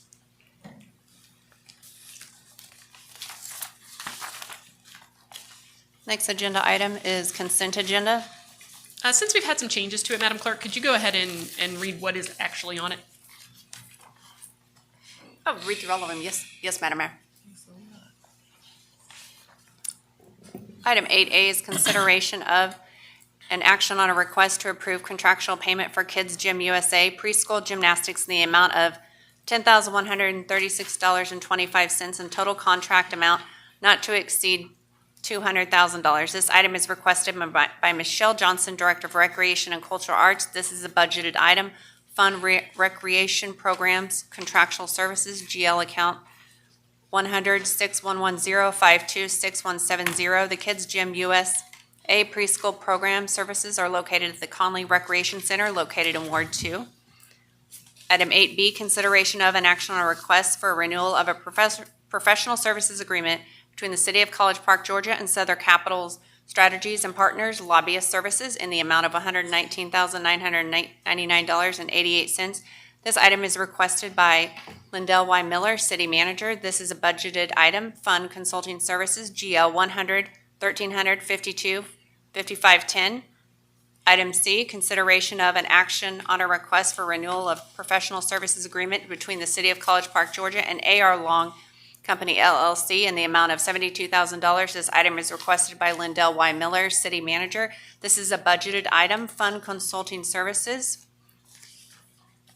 GL 100-1352-5510. Item D is consideration of an action on a request for renewal of a professional services agreement between the City of College Park and the Ferguson Group LLC in the amount of $82,000. This item is requested by Lindell Y. Miller, City Manager. This is a budget item and affects all awards. Fund is Consulting Services, GL account number 100-1352-5510, fiscal year 2025 to 2026. Item E is consideration of an action on a request to approve invoice from Freestyle Productions Band. Connie Rogers, Chief of Police, is requesting payment. This is a budgeted item at the cost of $12,000, fiscal year 2025 to 2026, citywide events, GL account number 100-3252-6193. This affects all awards. Item F is consideration of an action on a request to approve the purchase of technology equipment from Blue Alley in the amount of $34,659.90. This is a budgeted item and will service all staff. R&M equipment, 100-1535-52-5730. This item is requested by Chief Information Officer Michael Hicks. Item G is consideration of an action on a request for approval for Kimmy Construction, Inc. to install drainage structures within the Dr. Sabrina Miller Willis Park playground areas to prevent flooding in the surrounding areas of the park in the amount of $68,000. This is a budgeted item. This agenda item is being requested by Highway, Streets, and Storm Water Superintendent Raymond Cotton. Fund Community Enhancement Account 100-1154-7182. This will service Ward 2. Item H, consideration of an action on a request to approve Moody's Garage Inc. citywide monthly vehicle maintenance contract in the amount of $34,375. Connie Rogers, Chief of Police, is requesting payment. This is a budgeted item at the cost of $34,375. Item I, consideration of an action on a request to approve the quote from Hills Collision Center for the repair of vehicle number 671 in the amount of $10,913.07. Connie Rogers, Chief of Police, is requesting payment. This is a budgeted item at a cost of $10,913.07. This affects all wards. Item 8J, consideration of an action on a request from Fire Chief Sterling P. Jones to pay the training invoice to Clayton County Fire Rescue and EMS for emergency medical technician, advanced emergency medical technician school for 6 fire recruits with a 25% discount at a total cost of $11,250. This is a budgeted item, fiscal year 2026. Item K, consideration of an action on a request from Fire Chief Sterling P. Jones to purchase firefighter protective clothing utilizing municipal emergency services via Sourcewell as the city's protective clothing and turnout gear supplier at a cost of $75,000. This is a budgeted item, fiscal year 2026. This will service all wards. Item L, consideration of action on a request from Fire Chief Sterling P. Jones to purchase uniforms via NPP Gov utilizing North America Fire Equipment Company as the uniform supplier at a cost of $45,000. This is a budgeted item. This will service all wards. Item M is consideration of an action on a request from Fire Chief Sterling P. Jones for approval to pay invoices for 2 power stretcher charging ports installed in the new transport-capable ambulances in the amount of $13,966.86. This is a budgeted item, fiscal year 2026. This will service all wards. Item 8N, consideration of an action on a request to approve the Wonderland Experiential Learning Center program for $87,000 at the Wyatt Recreation Center for 3 years service agreement. This is a budgeted item. Fund other services and charges, Ward 3, Community Enhancements, GL account number 100-1152- 80 This is 100-1152 7283. 7283. Correction, that is community, the fund is community enhancements, non-capital.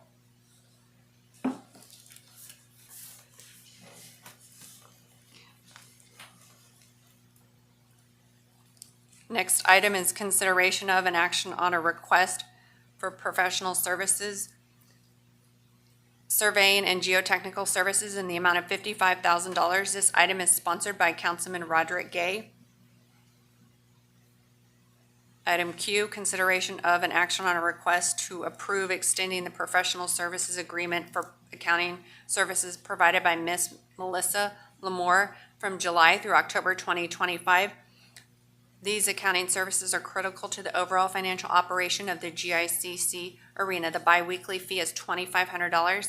This item is requested by Interim Executive Director Giannis Barner. This is a budgeted item, fund contracted services, GL account number 4970-52-6170. This will service Ward 2. Thank you, Madam Clerk. Is there a motion? You're welcome. Motion. Thank you, Councilmember Gay. Is there a second? Second. Thank you, Councilmember Arnold. And we will move forward to a vote on the consent agenda. All those in favor? Aye. Aye. That is unanimous. Agenda item 9A, regular business, consideration of an action on a request to approve the annual comprehensive financial report for fiscal year ending June 30th, 2024 by external auditors Banks, Vinley, White and Company. This item is being requested by Terry Jackson, Finance Director. Is there a motion? Motion. Thank you, Mayor Pro Tem. Is there a second? Second. Thank you, Councilmember Arnold. Any discussion? Hearing none, we'll move to a vote. All those in favor? Aye. That is unanimous. Agenda item 9B, consideration of an action on a request to consider waiving the business license penalties, interest fees in the amount of $61,229 for the City of Atlanta Department of Aviation. This item is being requested by Sabrina Walters, Inspections Operation Manager. Is there a motion? So we can have a discussion on it? Motion. And your motion is to waive or to deny waiver? The recommendation is to waive. The staff, I believe the staff Staff, recommendation what's is the, to asking- deny the waiver. I was asking staff what their recommendation was. What's staff's recommendation? Well, it's really up to mayor and council. I believe that in the packet, I believe the staff I think recommendation that's was what I read in there. to deny the waiver. Okay. So, can we give a- Councilmember, what is your motion? I made a motion. I want discussion. So what your motion is to approve the waiver or deny the waiver? You asked for a motion. I gave a motion. I don't see where the staff is. Hold on. Okay, I do see it. Hold on. We need a motion of some sort to either approve or deny it. So, I just simply made a motion. I'd like some discussion. Councilmember, what is your motion? What is the action that you are moving? I'd like some discussion. I made a motion to have. Councilmember, all right. Does anybody have a motion to either approve or deny, and then we'll have discussion? That's it. I'd like to make a motion for discussion. And I am Councilmember, making a motion on this item to discuss it. Councilmember, what is your motion to have action on this item? That is what I'm asking for at this time. That is not the motion that we need on the floor today. City Attorney. Is there a motion to either approve or deny, because this is the item that we're dealing with? Just so we can have discussion on it. You don't have to be sold on it. Is there a motion to approve or deny?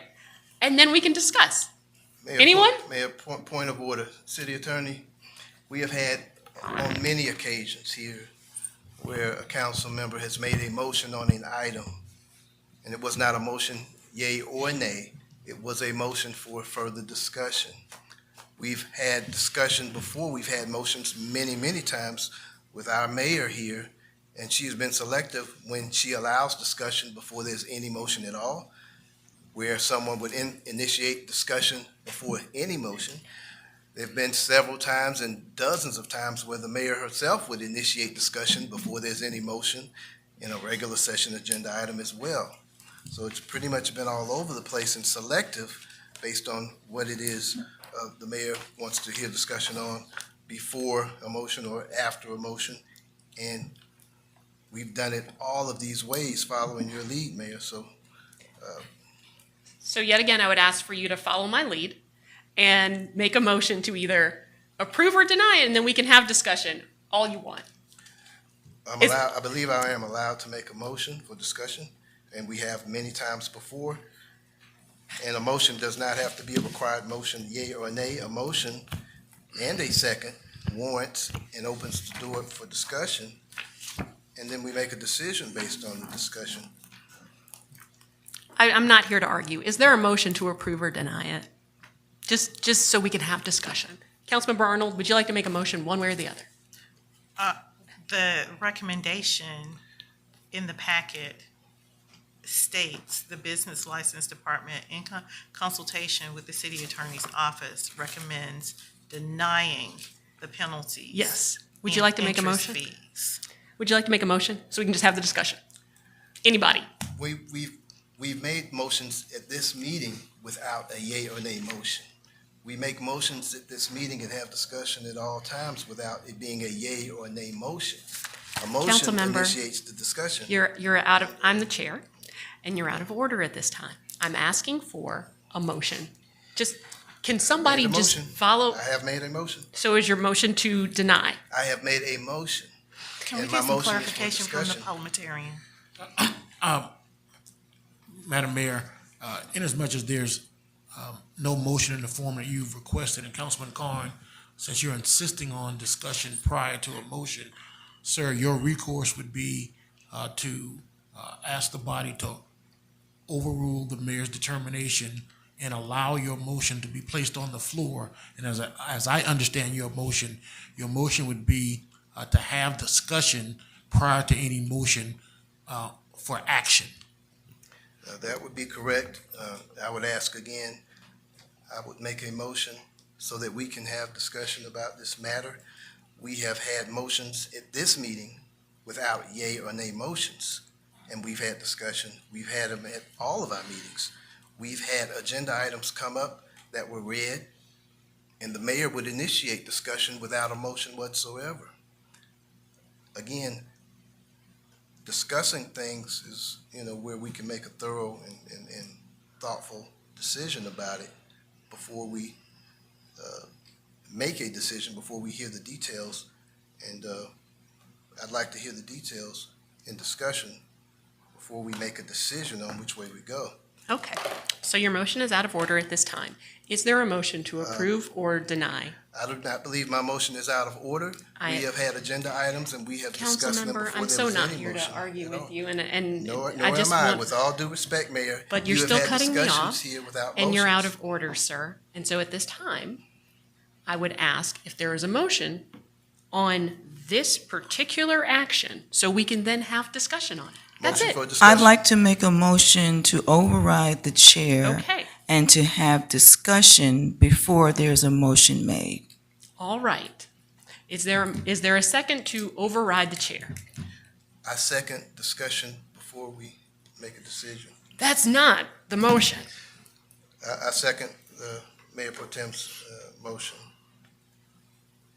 Any discussion Yes, I'd like to have discussion. on the motion to override the chair? Hearing none, we'll move to a vote. All those in favor? Aye. Aye. Those opposed? Those abstaining? Aye. So that passes.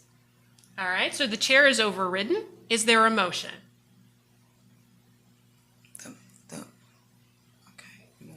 I'd like to make Two a- abstentions, 202?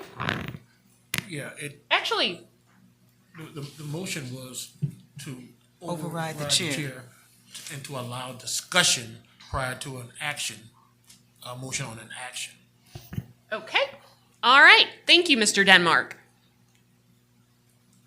So who'd like to discuss? I would like to discuss, as I had said before. Councilmember Carn, go right ahead. Thank you, Mayor.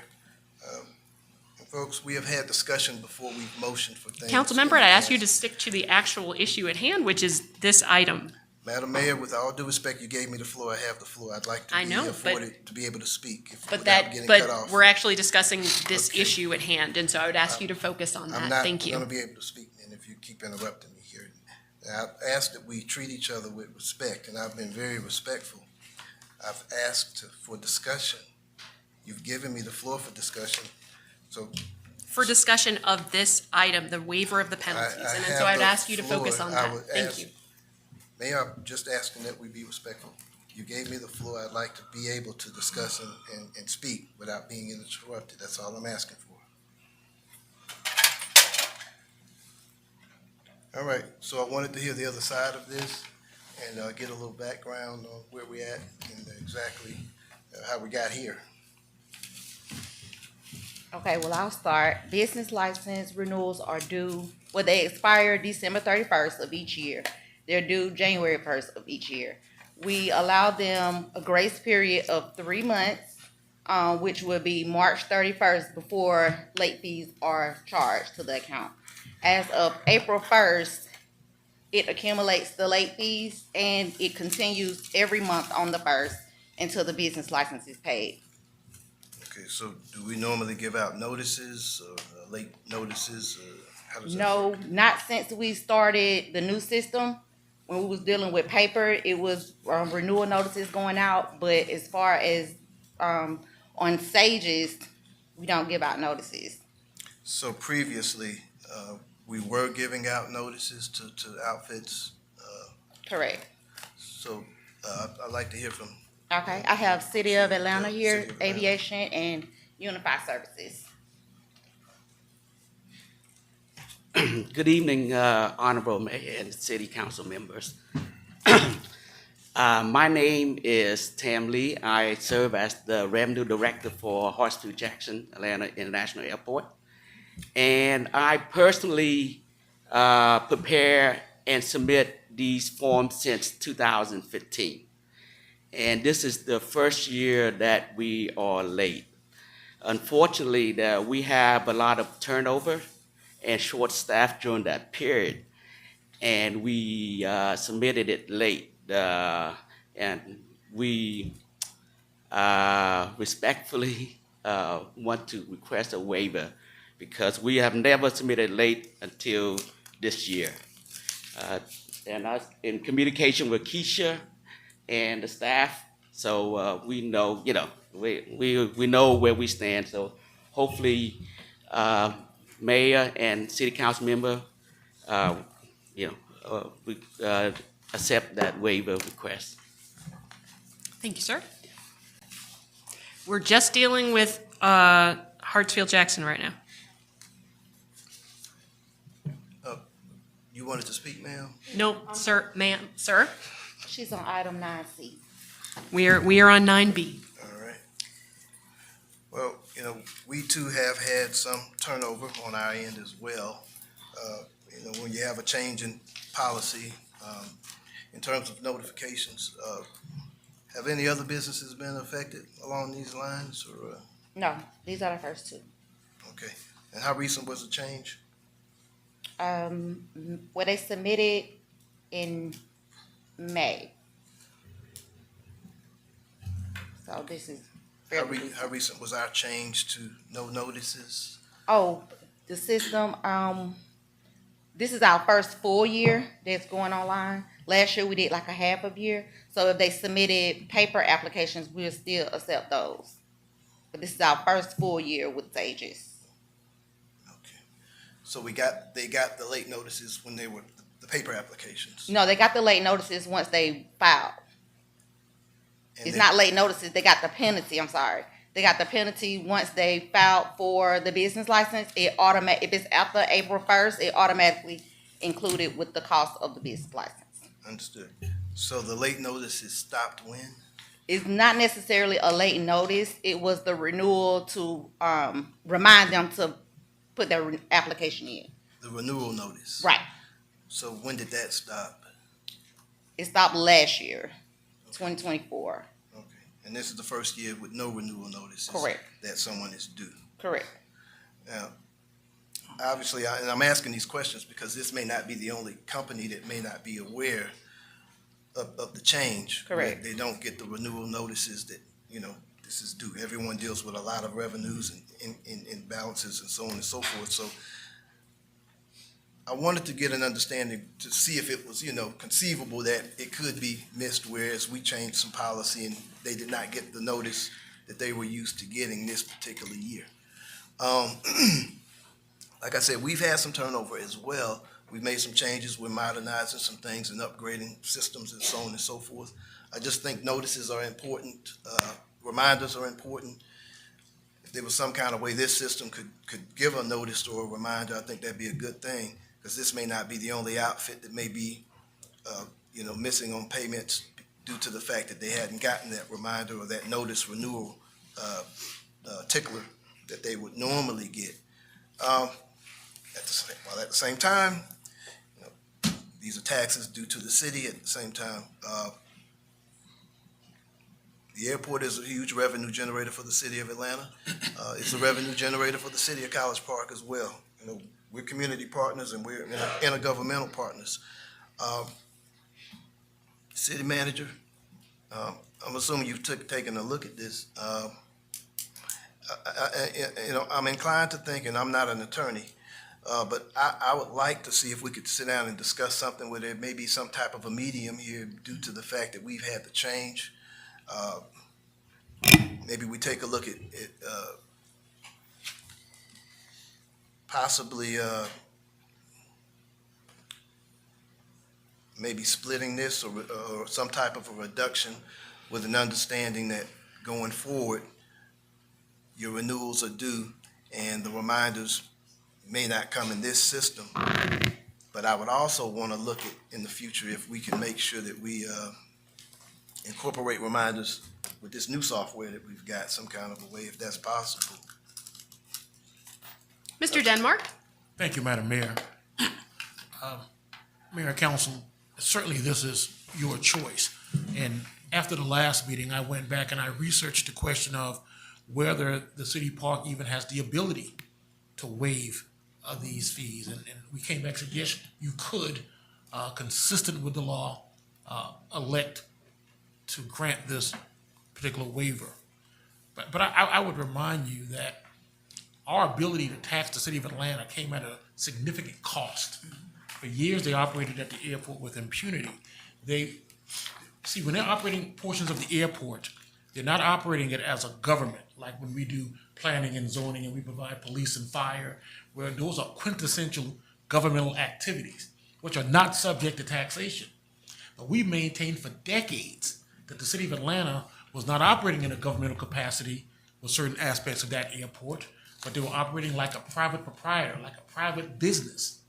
And if you operate like a private business, well, guess what? You get taxed like a private business. Well, the city of Atlanta told us that they would never pay us a tax. That was their airport. And they fought us claw in tooth so that they wouldn't have to pay us taxes on their proprietary business-like operations that occur in our city. And we sued them in Fulton County Superior Court. And the Superior Court judge agreed with us that they were not acting in a governmental role, but rather in a proprietary role, which is subject to our tax. And that the portion of the City of Atlanta charter that allowed them to assess this extraterritorial tax and to operate in that manner was unconstitutional. Well, City of Atlanta appealed to the Georgia Supreme Court, and at length the Georgia Supreme Court again agreed with the city of College Park that the city of Atlanta is subject to our tax on their proprietary business-like operations that occur within our corporate and jurisdictional boundaries. So that was a fight that took years. I give you the Reader's Digest version, but it took years. And this council authorized tens of thousands of dollars in legal fees for us to secure that victory. Now, here they are asking for those very fees that we fought to get to be waived. It is your choice. The people of this great city elected you folks to make these decisions. I only get to give you advice. You get to make decisions. My advice to you is to hold their feet to the fire. Okay, well, I'll say this. And City Attorney, I was part of that fight because I did believe that those funds were due to the city of College Park. These are taxpayer dollars, and I am inclined to follow the city attorney's advice. Now, this was a discussion of the late fees. However, the principal will be paid, and it was paid. It was paid. Yes, it That was was paid. paid. June So 6th. we're just discussing the late fees. Again, I'm going to be inclined to follow the city attorney's advice and staff's recommendation on this one. Would you like Mayor? to make a motion? I'd like to speak. Hold, and let me ask, Councilmember Carn, would you like to make a motion? We're still in discussion. I'm asking Councilmember Carn a question. I haven't acknowledged you yet. Councilmember Carn, would you like to make a motion? I will be making the motion. I'd like to allow everyone else to have some discussion if they so choose. Okay. Mayor Pro Tem? Yes, thank you. We are still in discussion, so it's kind of weird to ask someone to do a motion. I'm the chair, Well, I'm but go in a ahead. bit of I was in a bit of a quandary because I feel you. I understand that some things changed, and you were used to being notified in a certain manner, but you run a business, and it's your responsibility when you run a business. Your creditors don't have to come and knock you down to get paid. You've got to keep those records and know when your bills are due. So I also am inclined to take the advice of the city attorney at this time. Would anyone like to make a motion? I have one other thing. I just want to say, I do think that we need to, city manager, I think that a form of notification definitely needs to be incorporated into the renewals like we had before. So if there's a way that we can do that, let's make sure that we implement that, because this may not be the last company that doesn't get the reminder, and we don't want to be in the same situation again, obviously. So if we can tighten that up on our end so that we can still have that redundant reminder, maybe we can kind of keep this from happening again. City attorney, I have a question. Mayor Pro Tem, go right ahead. When we call a motion in a meeting and we enter into discussion, when it's seconded and the motion is seconded, is that considered deliberation at that time? The discussion between, is that considered deliberation? Wouldn't that be, according to Robert's Rules of Order, deliberation, the discussion? Yes, ma'am. Did not this council pass an ordinance 2020-24-01 stating that the chair can chair the meeting but not deliberate? Yes, ma'am. And I just wonder, city attorney, are we out of order in every meeting? Is the chair out of order in every meeting when the chair decides to deliberate in our meetings? Even though the chair does give a reason and says that, it's just like saying, hey, I don't agree with the laws about marijuana, so I'm gonna smoke it anyway. So even though it's illegal in Georgia, I hear the chair at the beginning of every meeting say to us, she's an objection to the law that was passed by this council. And it's just weird to me that we continue to have this issue when Councilman Carn or one of the members of this council wants to speak or ask for discussion, that we follow some type of rules, but we're not following the rules that we set through our ordinance. So I just wanted to bring attention to that. You don't have to say anything. I've already heard the answer, and I think the public has heard the answer. But I believe that if we are going to adhere to process, ordinance, rules, regulations, Robert's Rules of Order, then it goes for us all and not just for one. Just wanted to make that statement. Thank you, Mayor Pro Tem. Does anybody have a motion? Yes, Mayor, and I want to thank you for the discussion. At this point, I would motion to deny waiving the business license penalties. Is there a second? Second. Thank you, Councilmember Arnold. Any discussion? When was the actual payment of, because the email chain appeared that there was actually a. Point of order.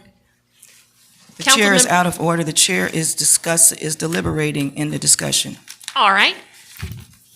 Thank you. So, again, the city of Atlanta. Point of order. So, The we're chair is gonna do this deliberating again. during the discussion, and according to ordinance 2024-01, the chair is not to deliberate during the meeting, once we have entered into discussion. If the chair would like to speak on a matter, it needs to be done before a motion is called and seconded. All right. So, the motion has been made. There's a second. They're going to get charged more. I'd like to fees make a than- motion that the chair does not deliberate All right. There's been a motion that the chair does not deliberate. for the remainder of the meeting. For the remainder of the meeting, I will remain silent. No, not silent. You'll just stay in the order of the meeting. I'm just requesting that Robert's Rules of Order that have been established through Ordinance 2024-01 by this body be adhered to for maybe one of the first meetings that we've had since that ordinance was passed in 2024. I'm not silencing the chair. The chair has been able to speak. The chair has the opportunity to speak throughout this meeting. The chair even gets to share a report of her own at the end of this meeting. So I am just making a motion that we adhere to 2024-01 where the chair does not deliberate. All right. So that motion's been made inside the motion. Is there a second? Motion dies for lack of a second. So, again, the city of Atlanta made the payment on a certain date, but the fees continue to accrue. Is that correct? Correct, because the business license wasn't issued, so it just run. So is there a point at which, when the check's received, the penalty should actually stop?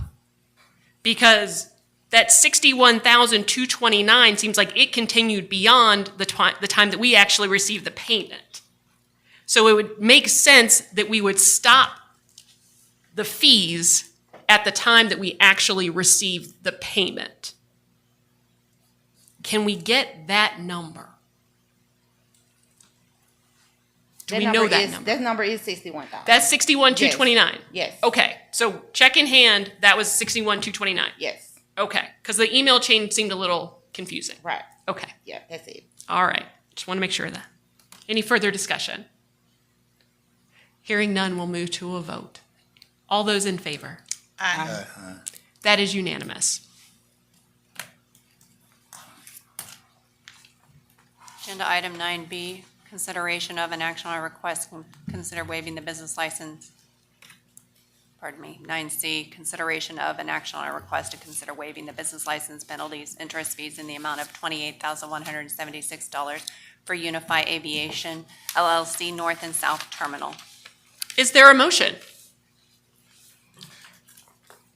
Motion. Councilmember Arnold, is your motion to approve or deny? My motion is to go with the recommendation of the staff. And deny. Okay, all right, is there a second? Second with discussion. Always discussion. Councilmember Carn, go right ahead. So is this along the lines of the same situation? Well, her situation is a little different. Okay, well, let's hear it. And I'm sorry, can I How ask you a doing? question? All right. The amount that was just given, I'm sorry, I missed the exact amount that she just said. I thought she said 101,000.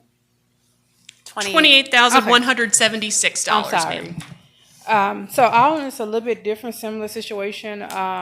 It was an issue with the business license renewal. I was aware that it was up for renewal, and I had been in constant communication with the city of College Park. They had trouble giving us access to the portal, so we were unable to renew for a while. We've been trying to gain access since last year. So once we finally gained access, the first set of fees, I think, penalties hit April the 1st. We didn't actually gain access until April the 7th. So we processed the license and we processed payment. The payment did not clear until after May 1st. So another set of fees was added. And we couldn't process the renewal until the check showed cleared in the system. All right. Okay, Councilmember Carn, go right ahead. all right, so that sounds like a little bit of a different set of circumstances. The city manager, I know, everyone's jumping into this. Finance director is here, and we got some new folks here, just in general. They're doing a great job for us, but I think, for me, common sense, if someone's having trouble onboarding into the portals, which a lot of people do, city manager, in my head, I'm thinking, well, they need to be able to come in here and stroke a check, and just bring us a check here if the portal is down, so they don't have to end up with these late payments if they are having portal difficulty. And I've heard from many vendors that do have some portal issues if that's the case. But was that an option? Hey, you're having trouble? Well, come on in here, go see finance, see the city manager, and maybe you can cut us a check here. And once we get the portal back up and running, we got you on the books here for on-time payment. I want to get you. And again, this is hindsight. I mean, obviously, it's still late, but I just wanted to know the circumstances so that, again, that we can prevent this from happening again. So, what are y'all's thoughts on that?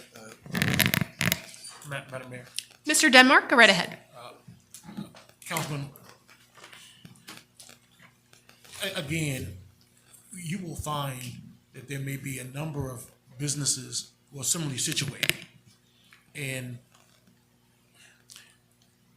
if we treated this business in the manner they're requesting, the fiscal impact on the city, if others lined up or similarly situated, might be formidable.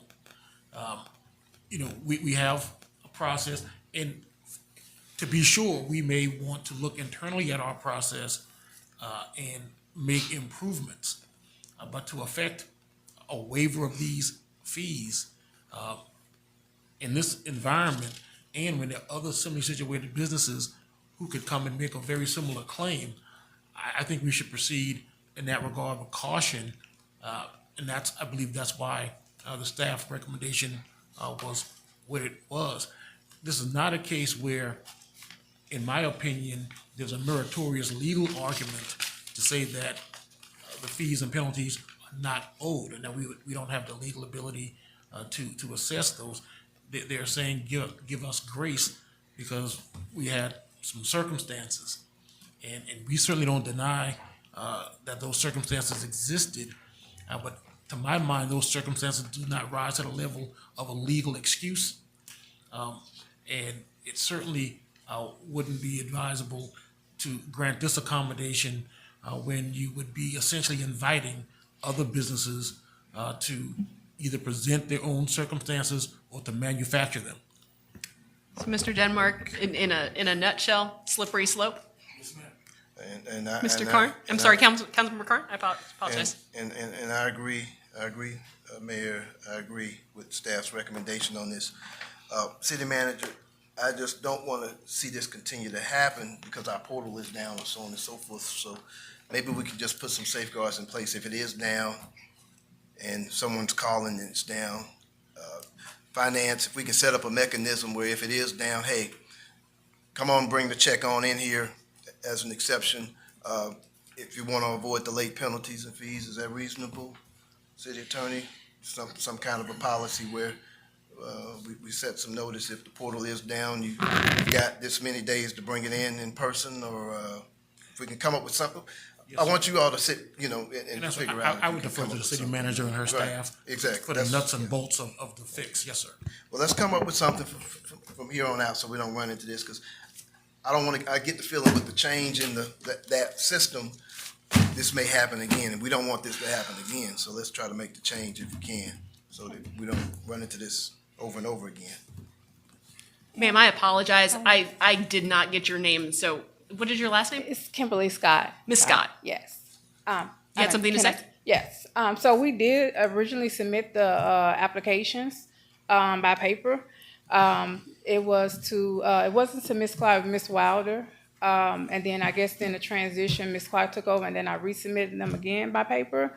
And it wasn't that the portal was down. The portal was working, but they could, for whatever reason, they couldn't get our company access to it.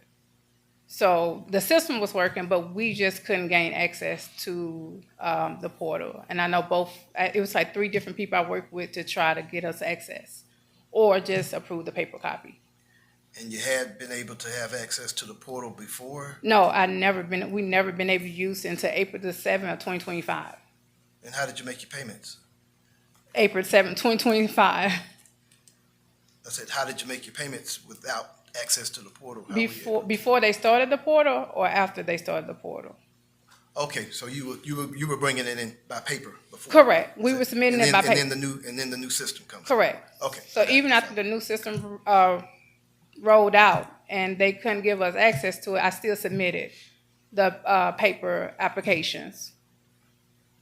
Ms. Scott, so in 2023, Yes, sir. you made payment to the system via paper, correct? Yes, ma'am. All right.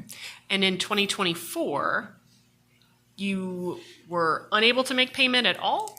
Or I submitted the paper request, but then I was informed, I'm sorry. No, I hit my microphone. I apologize. I submitted the paper request, and then I was informed that they were moving to the portal. So I would need to wait until they get it moved into the portal, and then we have to make the payment through the portal.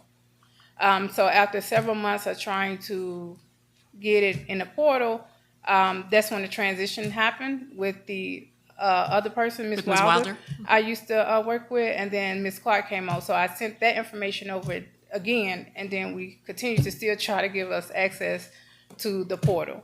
I would have been fine with doing a paper check if we could have done a paper check, or if it's just the application has to be approved once we submit it. Okay. Councilmember Carr?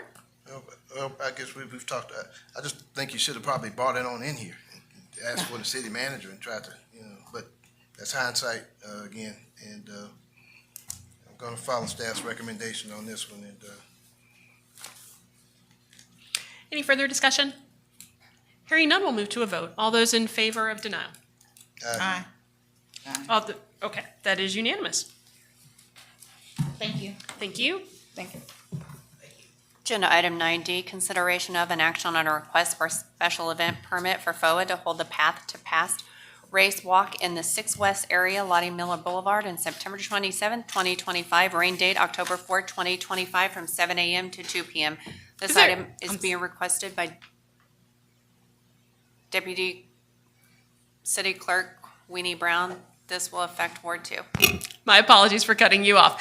Is there a motion? Motion. Thank you, Councilmember McKenzie. Is there a second? Second. Thank you, Councilmember Arnold. Any discussion? Hearing none, we'll move to a vote. All those in favor? Aye. Agenda item 9E, consideration of an action on a request to approve and execute a signage easement for Wally Park to erect, maintain, repair, and replace as needed a monument sign at 2600 Camp Creek Parkway. This item is being requested by Councilman Joe Carn. Is there a motion? Motion. Thank you, Councilmember Arnold. Is there a second? second. Thank you, Councilmember Carn. Any discussion? Mr. Denmark, has your office had an opportunity to review this? Yes, ma'am. Okay, any issues? No, ma'am, we drafted it. It's fine. All right, thank you, sir. All those in favor? Aye. That is unanimous. Agenda item 9F, consideration of an action on a request to approve a professional services agreement with Andrew Hicks Sr. with Quantum Security Intelligence LLC as a community Affairs Liaison Officer in the amount of $36,000. This is a budgeted item, Fund Community Enhancement Ward 2, GL 100-1100-52-7282. This item is sponsored by Councilman Joe Karn. Is there a motion?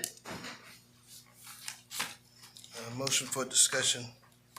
That is not in order. Is there a motion to approve or deny? I'd like to make a motion to override the chair and have discussion. Okay. Is there a second? Second, I'd like to just No. have, Okay. I'd like to have some discussion before we I understand. vote on this. Is there discussion on that motion to override the chair?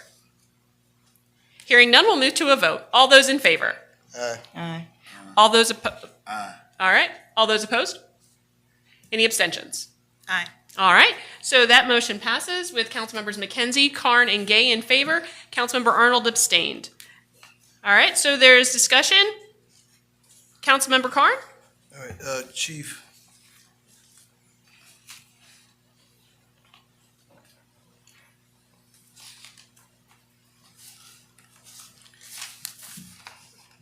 You know, what we are trying to do here with this type of contract, I guess, is some additional services in terms of neighborhood awareness and things along those lines. In my head, you know, targeting some of our areas where there may be a propensity for some security concerns. I was looking at working through the chief, targeting some of our motels, for instance, providing enhanced security recommendations, things like that. You know, just towards establishing some precautionary measures or requirements and ordinances to lessen the likelihood of crime in areas like that. I also wanted to see working towards the establishment of individual neighborhood watches in subdivisions and so on and so forth. I kind of handed this over to the chief if we were going to do this and see how it went in terms of services that we may need from our community partners that do have experience in this. Obviously, our police department does a great job, but supplemental working together with community, I always thought was not a bad idea. So, Chief, I just wanted to get your take on it. Yes, we discussed, and one of the things that I mentioned was that we move away from the security aspect of it because we do have an adequate police department. And when you say security, community get alarmed that the police department is not doing what they're supposed to do. And I move towards great ideal, but let's put the title community liaison officer on top of it. And me and Mr. Hicks have met on a couple of occasions. He has an impressive resume, but he's not an officer, so he and I focus on the community aspect of him disseminating information in the community with residents and businesses, looking at identifying, kind of like you said, in a neighborhood watch, going throughout the subdivision, identifying items that he sees, talking to the neighbors, getting their concerns, and bringing those concerns back to me in a biweekly report. Right. And you know, I handed this over to the chief so that obviously in her professional capacity, she could take a look at this thing and assess if this is something that may do us some good here, or possibly be something to help us with some of the crime-related issues, but some type of a community liaison in and in between with some policing experience, more or less. And I am aware that there aren't any KPI measures in this contract in terms of expectations. Is that something, Chief, that... Say that again? I understand there are no measures, performance measures. No. In this contract. Is that something that... If this body elects to go with it, I would suggest those items that me and Mr. Hicks have discussed are listed in the contract That way, everybody knows which lane that this community liaison will go in. That we stay away from, like I said, it was just my opinion that coming in saying security, it just gave, from my interaction with other residents, that wasn't gonna be appeased on a community aspect, because we are trying to start up neighborhood watches here in College Park and some of our subdivision, that he could take on a role of a neighborhood watch type president. That way that's the reason why I came up the community liaisons. He go to, if the links had a Right. HOA meeting, he would come over there, he can give an expert, okay, you may need lighting here. You have some vegetation in the back that he brings those things to me, and I can disseminate them, whether they're in the police department, take them to the city manager, or take them to other department heads. Well, I think our individual communities themselves should and would form their neighborhood watches or have a neighborhood watch president. I don't think we are appointing one. This would No, just no, be no, I said something- that just kind of the aspect of kind of what he would be doing, going inside of neighborhoods, talking to businesses, and bringing back some of those things. Mayor? Mayor Pro Tem? Okay, so Chief Rogers, basically, I'm just trying to get a feel, because I didn't have an objection to this agenda item. I've heard there are some objections from a few folks but this is really something that you, this is an initiative that you approve of, or that you see that could be of value, I it's see not a that- waste of taxpayer dollars? I see a benefit, whether it could be of value, anytime you have extra help, it could be a value. Whether it can be a benefit, that's totally up to this body. Because I know that in my ward, I've been wanting to move an initiative to really get more neighborhood watches going, but you need individuals that will work with different parts of the community to do that. So I do see that this is valuable, and I guess Councilman Carn, this is coming from your community enhancement initiatives? Well, I've received requests in terms of how to establish a neighborhood situation where you have a subdivision or you have an apartment community. And I've seen in other cities where they will organize, or someone establishes walking clubs, things like that, that are crime deterrent. Sometimes they're folks that are at home all day, and there tend to be eyes and ears and whatnot in a more organized manner or whatever, having someone to organize those types of things. Again, I want to make sure that we get some value out of this. That's why this contract will be under the direct supervision of Chief Rogers, as it says in here, in terms of the scope of services.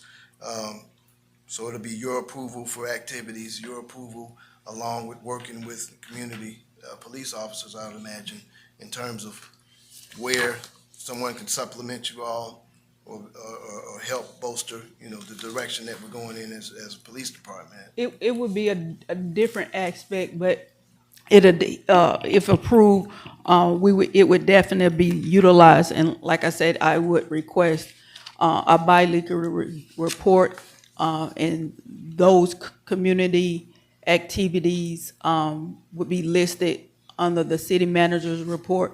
So for this body to see, as well as the residents to see what is going on in that particular revenue, as far as what the city is doing. And then if approved, if you want to do a month to month to see how it goes, that's totally up to you. That's my take. I have a couple comments, but ladies first. Councilmember Arnold? Well, I just had one question in reference to, and this is really for the city attorney, as it relates to HOAs, right?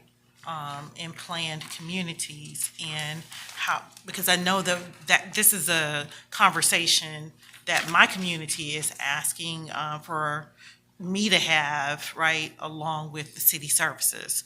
So, what is how does this fit in with those HOAs that already have their community rules, regulations that are already under the Georgia law? Well, certainly, nothing that we would do would supplant what the HOA is doing. This is a supplemental service on top of that, as I understand it. Okay. And so I would imagine that it would be more of a collaborative effort as opposed to one taking the place of the other or superseding the other. Okay, all right, I just wanted to get some clarification. Okay, thank you. Councilmember Gay. Couple of things with me. So I share the Hawthorne development. In fact, Ward 4 has the largest share of the development. So for the record, no one has come to me about this. So this is my first time having a conversation about it. That's number one. I'm aware of it when I came to the town hall meeting, but I haven't had a conversation. A couple concerns I have is that I think we should have the discretion over our community enhancement dollars. That's what they're for. Right. But however, I think we have to be intentional about using it for services that could possibly conflict a legal issue. For example, the case of, was it George Floyd? Not George Floyd, was the first, the guy that killed Trayvon Martin. the community guy.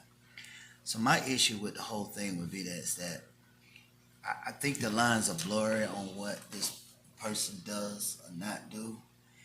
I think this need to be looked at carefully by the city attorney, because what we don't want is for something to occur and then the city is liable. And as you know, they will excuse this gentleman and come after the city. And I just don't think it's worth taking this risk. I think there's a lot of other ways this service can be done, but I mean, you can still figure out a way to get them the money, and he can still figure out a way to provide a service, but not as it reads this way. I just personally think it's like it. Then moreover, I just heard about 6 residents who live out there say they don't want it. So I don't want to go against what the residents are saying. Councilman Cohen, I think you should table this and sit down and try and figure out another way to accomplish this, because you also got constituents telling you publicly that they don't want it. Councilmember Carn. Definitely understood, and I hear you loud and clear. I've never been one to waste money on a project, that's for sure. This effort is towards crime mitigation, and it would be this would be a citywide service now, not exclusive to a particular district here. But you do make some good points, City Attorney. What's your thought on this in terms of exposure? Councilman, it's risk tolerance. That's what it kind of comes down to, and some people are more risk averse, kind of like me, pretty conservative by nature. Others are more gunslinger types. So I mean, it's a public policy decision, and whether or not, because Councilman Gay is correct. People would be more inclined to sue the city of College Park if something occurred, and so it's just whether you think that it's worth that risk. The suit may or may not be meritorious, but it's about your risk tolerance, and I think that you would have to consider that, and perhaps there are things that we could do that would mitigate that risk to a far greater extent in terms of how we structure this arrangement. Mayor? Mayor Pro Tem? I'd like to make a motion that we table this and get it back to the drawing board and make sure that revisit this. Is there a second? So, is there a second? Discussion. There's Councilmember Carn. Do you second it? Yes. Yes, I have some discussion. Yep. There's always discussion. Go right ahead. All right. So what I'm hearing is the consensus. Take another look at this and maybe flesh out the concept itself a little bit more. And, all right. Quantum Security Intelligence was paid $2,814 in May of 2025 and June of 2025, $1,407 each. What were the deliverables? They were supposed to provide professional neighborhood security consultant services to the city by working directly with the city's citizens to enhance security within their community by providing advice and services related to security assessment, risk mitigation, and implementation of security measures. What did we get? Well, we worked for a couple of months starting out. I guess the first few weeks were fleshing out exactly what we would be doing, what Mr. Hicks would be doing. He was at a couple of community meetings, giving some tips and pointers in terms of neighborhood security, awareness of your surroundings, things along those lines. I did distribute several of his documents in some of my other meetings that I did have outside of that particular subdivision. But it was kind of informing it in progress there. Obviously, we were at the end of last year's budget. But again, this was an effort to target some of those blind spots, and in terms of residential, personal security awareness, so on and so forth, we were moving along those lines. But again, if we're gonna, I think we need to take another look at it again and flesh out the concept a little bit more if we're gonna implement something along these lines. So, Chief, I wanna maybe get with you again where we could sit down and figure out how this can be a little bit more feasible, if we can do it at all. We definitely don't wanna expose ourselves to any liability, obviously, but again, public safety is important to me, and I wanna try to do all I can to enhance it. If there's something that can support our policing, then I'm all for it, as always. Chief Rogers, I have a question for you.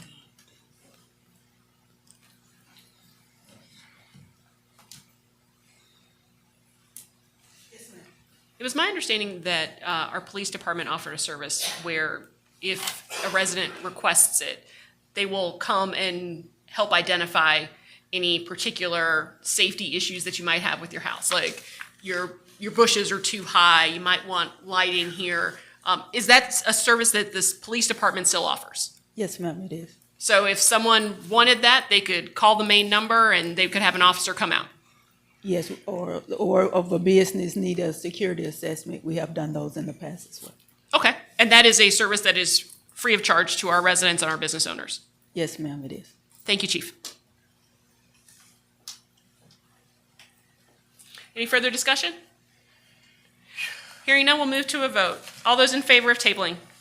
Aye. Aye. That is unanimous. Agenda item 9G was removed from the agenda. 9H, consideration of an action on a request to approve invoices for the City of East Point, service locations 54 Cloverhurst Drive, in the amount of $315,229.66, and service location 1E Vesta Avenue in the amount of $124,809.10. This agenda item is being requested by Tim Lewis, Water and Sewer Superintendent, and Terry Jackson, Finance Director. Fund is Water Sewer GL account number 505-4400-53-6010. This will service all wards. Is there a motion? Motion. Thank you, Councilmember Carn. Is there a second? Second. Thank you, Councilmember Arnold. Any discussion? Hearing none, we'll move to a vote. All those in favor? Aye. That is unanimous. Agenda item 9I, consideration of an action on a request to approve the city attorney contract. This item is requested by Lindell Y. Miller, City Manager. Is there a motion? Motion. Thank you, Councilmember Gay. Is there a second? Second. Thank you, Councilmember Carn. Any discussion? I just want to confirm that if we exceed our budgeted amount. Point of order. I just want to Mayor remind Pro Tem? us that the chair continues to deliberate. I know the council did not vote to stop the chair from deliberating, but that does not change the fact that our ordinance is being violated continuously during this meeting. So I just wanted to bring that out. There's no discussion being held by any of the members of the governing body, the legislative team at this time, but the chair is insisting on continuing to talk. So the chair, in my opinion, is out of order. Thank you, Mayor Pro Tem. Madam City Manager, I just want to confirm that in regard to our line item for legal expenses, if we exceed that this will be brought back to the council? Yes, that is correct. Thank you so much. Appreciate it. All right. All those in favor? Aye. That is unanimous. Agenda item 9J, consideration of an action to approve a resolution concerning a county 1% special purpose local option sales and use tax for SPLOST projects. This item is sponsored by Mayor Bianca Motley Broom and Councilman Tracy Arnold. Is there a motion? So moved. Thank you, Councilmember Arnold. Is there a second? Second. Thank you, Councilmember Carn. Any discussion? Yes. Councilmember Arnold? I think that it's supposed to say concerning it says a county 1%. Should it be Clayton County? I think it says it in the resolution. I got you. Yeah. Okay. Yep. All right. It's only Clayton County. All right.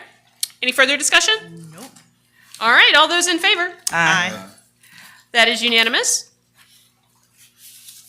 Item 9K, consideration of an action on a request to approve an ordinance that amends Chapter 2, Article 5, Code of Ethics, Section 2-81, subsection C. The ordinance amends the Board of Ethics residency requirement. This item is sponsored by Councilwoman Tracy Arnold.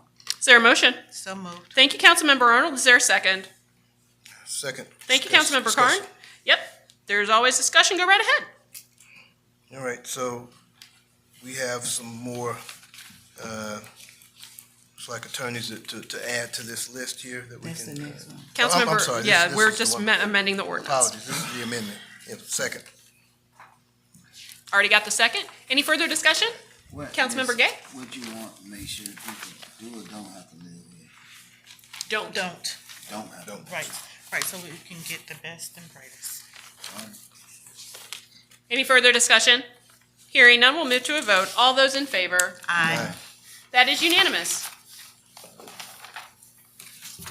Agenda item 9L, consideration of an action on a request to approve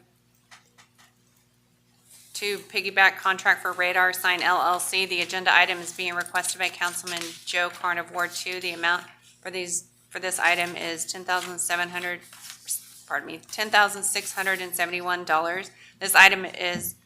This is a budgeted item for capital improvement, community enhancement fund, GL 100-1100-54-7182. Is there a motion? Motion. Thank you, Councilmember Carn. Is there a second? Second. Thank you, Councilmember Gay. Will staff be the ones to actually figure out where these signs should go?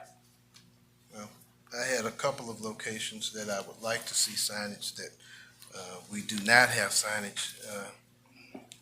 One of my areas in particular that I had concern with is the dead end side of Godby Road. I get complaints from my communities over there and our neighbors that there's a lot of racing that goes up and down those streets because it's kind of a dead end, it's kind of off the beaten path, and we get a lot of speeding issues there. We're also going to be implementing some speed humps over there as well as the street resurfacing that was on the list of streets to be resurfaced around October, I believe. Additionally, there's one that I would like to possibly replace. These radar signs have additional language and signage and wording included that can change up a bit, so they're a little more full-featured than the ones that we have. And they came in at a pretty good price point. This was an outfit I ran into down at the GMA in June. So they worked with some of our other local government entities, Gwinnett County, and that's where they came from. So these signs would be only for Ward 2? Well, I'd like two of them in Ward 2, and there's another place that we need one with city manager, Ms. Miller? Yes, I will ask the chief to work with the councilman to determine adequate placing. Thank you, Ms. Miller. Again, so I'm only in need of two, and that I know particularly, but the other one, Chief, wherever, if someone else needs one, there's a third one there. Chief, if you got recommendations. There would be some discussion. Every council person in every ward, I get complaints about speeding, so that would be something that y'all discuss among yourselves and bring it back, because I get a lot of complaints about Rugby Avenue. I get a lot of complaints about Herschel Road. I get a lot of complaints about the other end of Godby Road. So whatever that third, that would be something that y'all deliberate among yourselves and bring it back to me, because every ward has an issue with some street with speeders. Mayor? Okay, go ahead, Joe. I will say, now this. Councilmember Carr? Now, this is something that came from a request from some of my residents.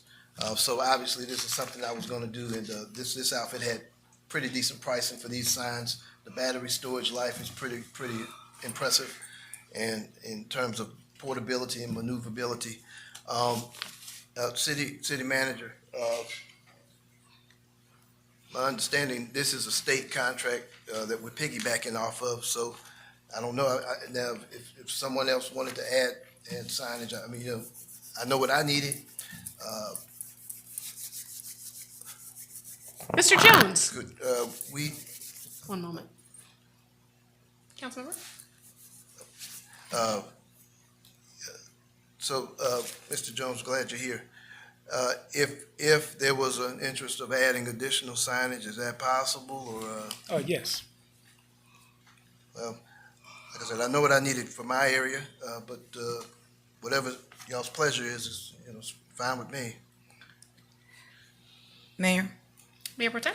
My understanding, again, this was originally on the consent agenda, so when I was looking at this, I was thinking this is what Councilman Carn was using his budgeted capital improvement community enhancement funds for. So I think that if this is something that the rest of the body wants to do, we all have the opportunity, and as Mr. Jones is saying, and the city manager, we can piggyback onto this particular contract, but the amount that we're approving is for what Councilman Carn wanted. So even discussing whether this is going to be what his funds should not be covering the rest of the city, this should be covering his ward, and that's my understanding. That was the intent. It was on the consent agenda. City manager, I think now I'm open to approving the motion. Obviously as is. Of course, we need them in our communities. I'm also open to approving the motion, with an option for additions if it's y'all's pleasure. Either way, I'm fine. Now, if Mr. someone, Jones? if the contract is approved, others can use that contract also. It would be citywide At the same price. at the same price. All right. Any further discussion? Hearing none, we'll move to a vote. All those in favor? Aye. That is unanimous. Thank you, Mr. Jones. Agenda item 10A, consideration of an action on a request for acceptance of the recommended list of attorneys to be appointed to the Board of Ethics as outlined in ordinance number 2025-03, sponsored by Councilwoman Tracy Arnold. Is there a motion? So moved. Thank you, Councilmember Arnold. Is there a second? Second discussion. Yep, we've always got it. Go right ahead. City attorney, I understand there are a few slots open additionally here before we kind of finalize down to candidates, right? So, Madam Mayor. Mr. Denmark? Yes, sir, Councilman. As you know, under the ordinance, there's a recommendation of a slate, a pool of candidates made to the mayor and council. And then you have to select the 5 members who would actually be on the board. You have before you 11, and it's your pleasure. You can choose from among those or request additional potential candidates. Now, I have vetted every single candidate that's before you, and in my opinion, they are well qualified to serve on the board. However, again, it's your pleasure as to whether you want additional ones. But as I understand, the issue for you tonight is not to make a selection of the 5 ultimate board members, but just to accept this pool. And then if you do that, you can expand that pool or develop a process for picking the 5 at a later date. But you would just be, and maybe Councilman Arnold, maybe you will correct me if I'm misunderstanding the intention, but it's just to accept this pool of candidates. But then how you select the ultimate 5, we would do that separately. Councilmember Arnold? Yeah, so I can add a little more meat to the bones, which is, of course, we know that this is an item that I brought up last year about this expanding or establishing an independent ethics board. And we voted in January to make sure that we had this board in place by July 1st. When it looked like we still did not provide, and the request was for to provide recommendations of any individuals that we thought could serve on this board, for the city manager and city attorney to do some research to come back with a pool of candidates for us to then vote on. And so that's what this list is. It's just a list of individuals that were recommended by the city attorney. I've asked individuals here on this dais as well to provide names to go into this pool. And I've been asking, it's been on the agenda a couple of times and pulled off because we did not have a complete list of names to be able to have a pool for them to do some research on and make some recommendations to us. So now that's what this is. We can vote who our top 5 are that we choose and send it over to city manager, city attorney, and then they let us know who is going to be on that board, that committee. I think it might be an issue that one of the attorneys at least has represented the city this year. Really? Mr. Bridges? This year? He did some work in regard to Camp Truett. I recommended Attorney Hood across the street and Lewis Bridges. But if it's an issue, I didn't know it was an issue, but I can give you other lawyers' names if you need more lawyers. It may not be an issue, Madam Mayor. He would not be serving in the role as an attorney for the city. He would merely be serving as a board member. Now, true enough, one of the criteria is they have to be a certain number of members of the board who are licensed to practice law, but they would not be, the attorney-client relationship would not exist at that point. They would not be representing the city. Understood. Okay. I understand that. I just think that. And Mayor, the reason why I nominate him is because he also owns the discount mall. Yeah, I think he's represented the owners of the discount mall, right? And he is involved heavily in a lot of the issues on national. So that's why when ethics, but I don't think he. Doesn't matter to him one way or the other. I just thought it was a lawyer that could add value to the ethics, since he's always complaining. I think that we. Okay, council member. I think he may be a little too close. Because he's had prior involvement. I know that we've had some issues stemming backwards, and I know that he. I don't have any issue with he that. had some. I also refer Attorney Hood across the street. Yeah, I think he's great. Yeah, but Councilmember Arnold, did you? It looked No, like at the end of the day, it doesn't matter who.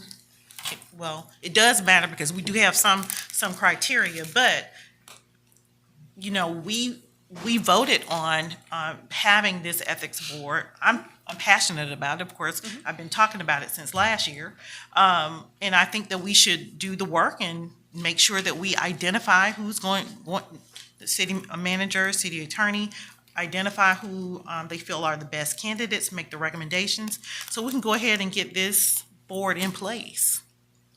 So out of the, I'm sorry, I'll come to you in just one second, Councilmember Carn. So out of the 11, the recommendation would come from city manager and city attorney of the 5? Right, they're doing some research. We'll put in our top 5, if I understand what the process is, out of the list, and they'll come back and tell us who is on that list.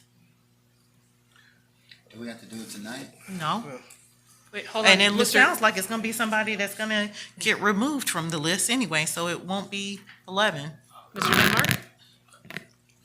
I believe the process is that I present a pool. Right. And then you We select from. That's what I just said. Oh, it sounded like you said something. That's what I just said, that they would provide us the list. Right now, we have 11. Sounds like someone is going to get removed, so it's 10. Right? Isn't that what this list is? Okay. But Councilmember, wait, hold on. Councilmember Gay, Councilmember Carn had something to say, and then I'll come to you. Well, I'm familiar with a lot of these attorneys on here, and they're good attorneys.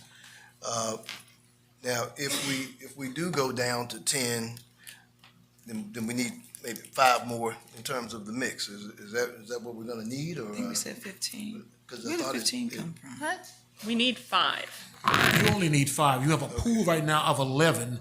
You only need 5. You could select from that 11, or you could say, let's expand it, the pool, get it up to 12, 15, 20, however many you want, and then select from a larger number. But you have 11 right now, and you would be free to select from that 11, 5 out of that 11. What was there supposed to be a pool number at all, or There was no, in the ordinance, there's no number that we have to give you. It didn't make sense to say, present them with 5, and they need 5, because what if you don't like one of them? So just to have more, and then you can pull the list down. I thought for some reason that it was. Yeah, I thought you said 15 now. I was throwing out a number. That's not in the ordinance. Okay. Well, again, I'm familiar with quite a few of these attorneys, and I mean they're okay attorneys, obviously.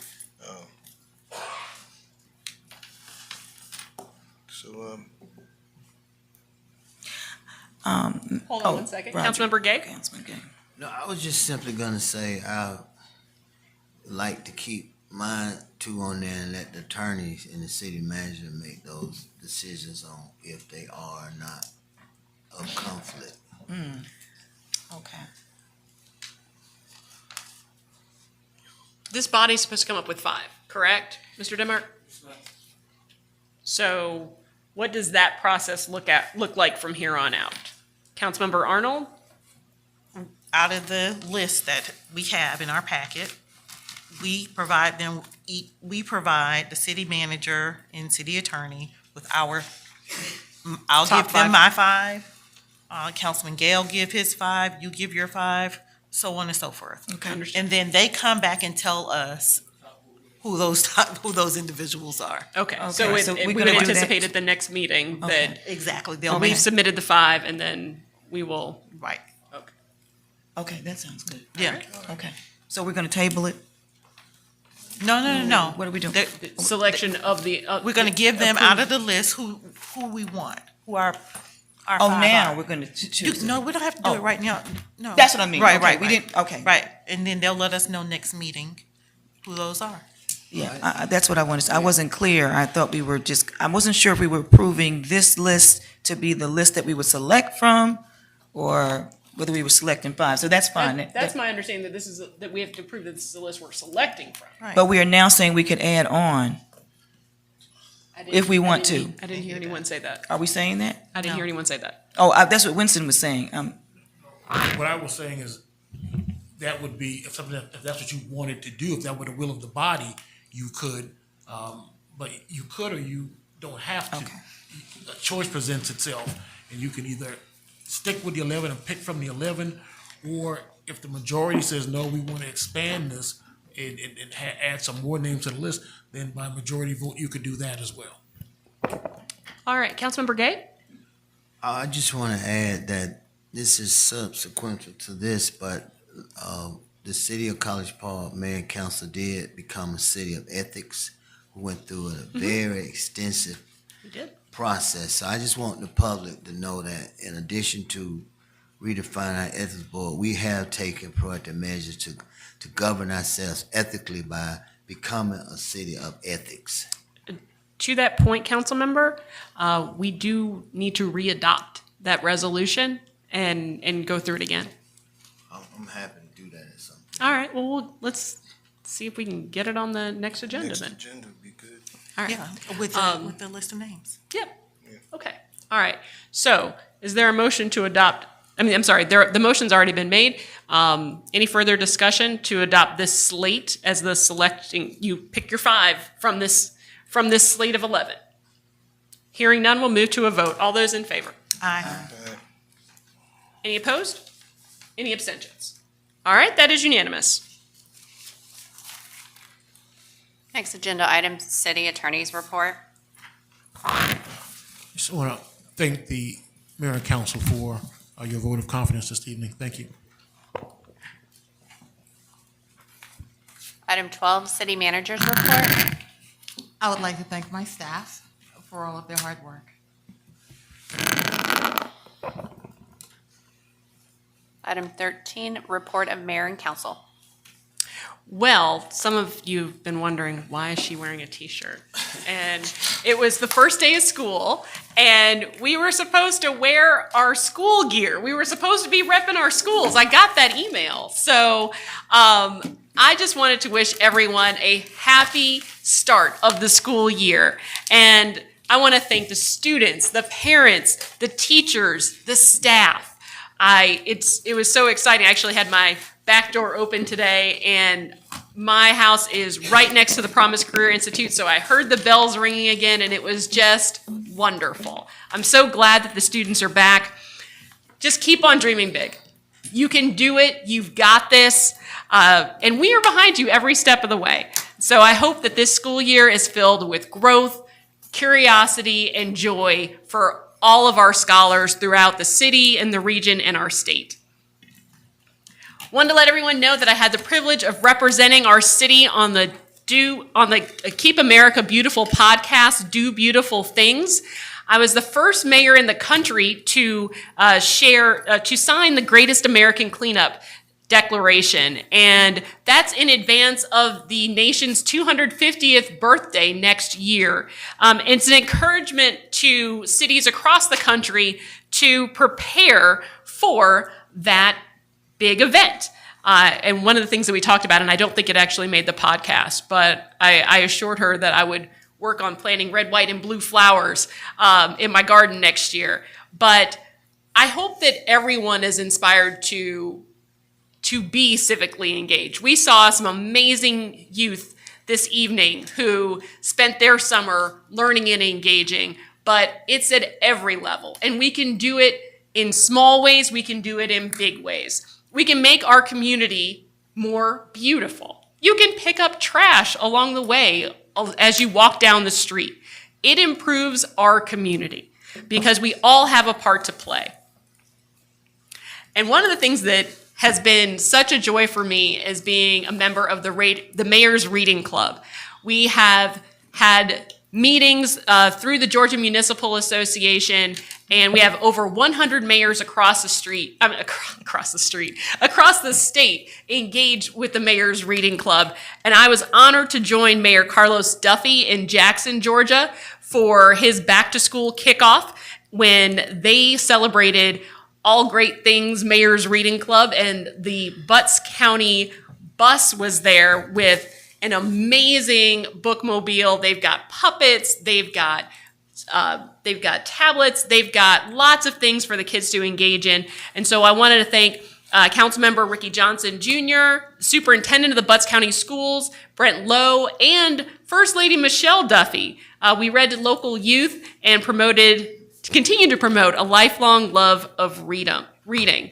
The Mayor's Reading Club was launched in 2022 by Georgia Forward, and we can expect to see more great things about literacy and bringing home that message. It is one that we have seen throughout College Park It is one that this council has embraced and adopted because readers become leaders, and we need to engage our kids in the love of reading. And so, last issue that I want to talk about, and I think it's an opportunity for us as we continue along the road of transparency, is that our consent agenda. I think when we had our budget sessions earlier this spring, we talked in detail about how each department was going to use their funds. We went line item by line item, and we may change that approach for the upcoming budget season, and I know that one of my colleagues is encouraging us to embrace a different approach that hopefully we will see. But our community enhancement funds, the $900,000 allotted to each member of the governing body, $400,000 for non-capital initiatives and $500,000 for capital projects. We didn't go line by line in that. And I think it's important that our community understand how we're using the money. So in regard to seeing those items that we haven't discussed in our budget session on the consent agenda, I think we should maybe back up from that. I think that those should go on regular business so we can have those discussions and understand better exactly what the money is being used for. We had some of those conversations tonight, and I think that they were fruitful ones to help everyone understand what exactly was happening with those funds and to gain greater understanding and greater opportunity. So there may be additional radar signs that go up across the city because we had that conversation. So my recommendation to my colleagues is that if we haven't explicitly included a community enhancement fund in our budget, that we put it in the regular business section of the agenda. And we just have those opportunities for the public to gain greater knowledge and trust as we move forward. That's all I've got. Mayor Pro Tem? Yes, thank you, Mayor. I also had the opportunity, actually spent the morning at College Park Elementary School this morning and welcoming students to the school with President Dove and Dr. Otway. And I got to turn, we spin the wheel because I was inducted today into the House of, let me say this right, Issa-Bendi, which is one of the four houses. College Park Elementary School is one College Park Elementary, and they have four different houses. I'm just waiting on Kelly to pull it up. So that was really, really fun. It was so exciting seeing how like revved up the students were. Okay, you ready? Okay. Sorry, Mayor Pro Tem. Go ahead.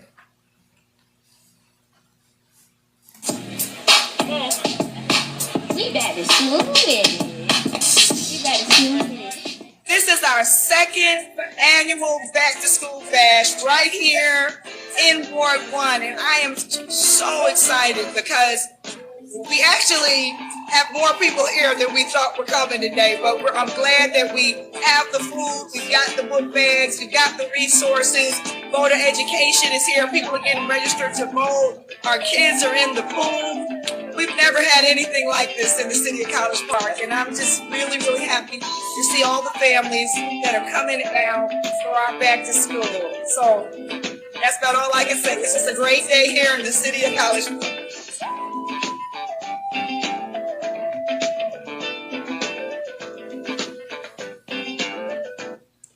This is Mayor Pro Tem Jamel McKenzie with my August 4th report. It's been a fabulous past 2 weeks. As you see, we had our second annual Back to School Bash, but we did something different this year. We actually opened up our pool at the Conley Recreation Center to the entire public. And we gave away book bags and lots of amazing things during this event in the parking lot of the Historic Society. I want to give a special shout out to all of our partners that were part of making this event special, from the Granville Group to Ignite Resource Center to the College Park Police Department, Fulton County Voter Registration, our Fire Department, JP Agency, and of course, our Youth Civic Leadership Academy students, and so much more. We had Coco Brown come out and Miss Renee or Hollywood Jen. The Destination College Park gave away laptops and lots of amazing things for us to start the school year with. It was a phenomenal activity, and we are so grateful for all those, and we exceeded what we planned to do. July 31st was the final day of our Summer Youth Civic Leadership Academy, which was led by veteran educator Eleanor Cornelius and assisted by Ms. Zari Carr, who's a graduate of Woodward, getting ready to attend American University.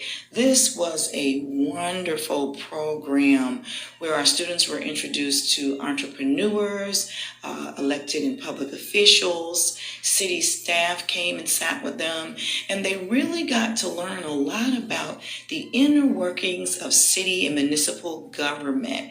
We're definitely looking forward to the future because the future is bright with these young leaders.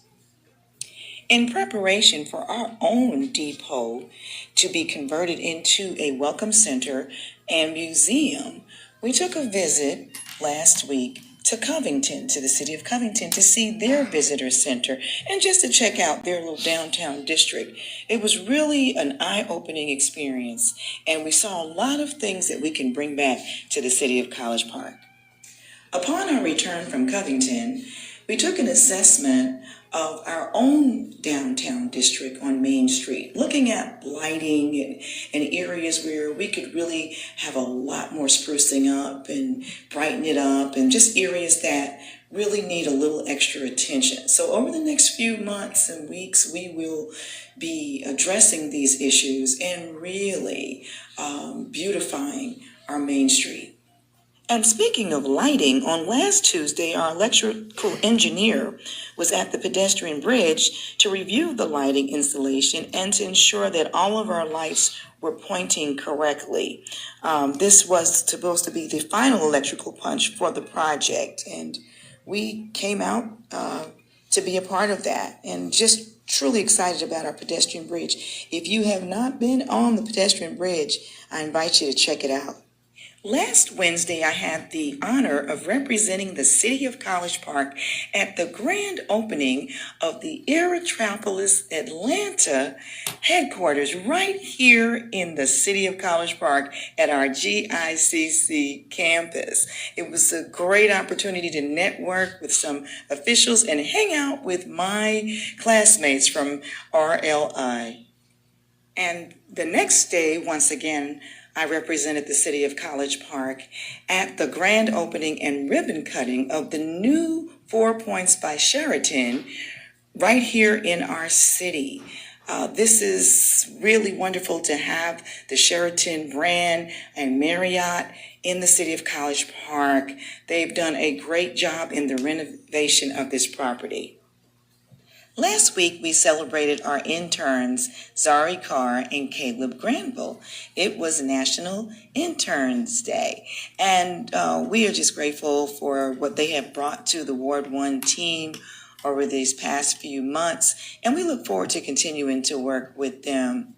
And now for announcements and updates about some things that we've got going on. Are you a passionate and driven student, ages 13 to 18, who wants to make a difference in our community? If so, I'd like to invite you to join our new Youth Civic Advisory Board. It will begin on August 24th and run through the school year. Applications are now available, but the deadline to apply is August 10th. We'd love to have you on board. And finally, our next Ward 1 community meeting and town hall will be held at 10 o'clock on August 23rd at the Public Safety Building. Tell a neighbor, tell a friend. We'd love to see you there. This is Mayor Pro Tem Jamel McKenzie. We are building College Park better every day. Have a great one. Councilmember Carn? All right, thank you. Well, welcome back to school to our young people. Mayor, I guess you and I have been tag teaming in terms of education and literacy. Folks, it's probably one of the most important things we can do in terms of planting some seeds for the future of the city and the community. The education of young people pays dividends generationally for everybody, and it's just so important that we do all that we can. I do believe the city of College Park has proved that we are committed to education and a better quality of life overall. We've gotten a lot of coverage about some of the things that we are doing in this city, and we want to keep doing the positive things in this city and moving this city forward. Pastor Wallace, we appreciate your words, and we read you loud and clear in terms of the direction that we're going to be taking this city in. But at the end of the day, it takes community help. It takes community input. If you're depending on government to solve all your problems, I can tell you in any state, any county, or any city, you're going to be let down. It's going to take an entire community to build our neighborhoods. It takes the church. It takes our nonprofit organizations. It takes partnering, real partnering with our school systems. It takes partnering with our seniors in terms of job, education, development, all of the things that we are pushing forward to make the quality of life in this city just a little bit better. I want to thank Dr. Otway over at College Park Elementary and Dr. Looney and Dr. Campbell, our superintendents, for putting together and partnering for a wonderful Kids Fest event with Fulton First Day. This is the first time we've partnered directly with our schools in such a manner. We hosted thousands of parents and children at this city Kids Fest. This was probably one of the most successful ones ever. We ran out of books, actually, almost halfway in between the event itself. We had to make a run back to the supply storage and get 1,200, 1,500 more books. And we gave out of those as well. That's a good sign in our community. Our kids are collecting their own little mini libraries, and this summer and fall will continue to be successful in terms of reading and education. We want to definitely make that a priority. I want to thank Public Works and city contractors who have been working citywide on some really new and dynamic cityscape and landscape improvements. Perhaps you've seen some of them around when you turn a corner here or pull up here and there. We want to have this city looking better than it ever has before. City Manager, I want to thank you for coordinating and making sure that Public Works and the contractors are out there getting it done, and we're looking good. And that's definitely a plus in terms of creating an environment that everyone feels good to live, work, and play, and worship in. Thanks to Santa and James for bringing the Aerotropolis offices home to College Park. We're certainly glad to hear that. And the Sheraton Four Points grand opening, I did attend. It was really great. I know this is Councilmember Arnold. This is your district, and I did attend.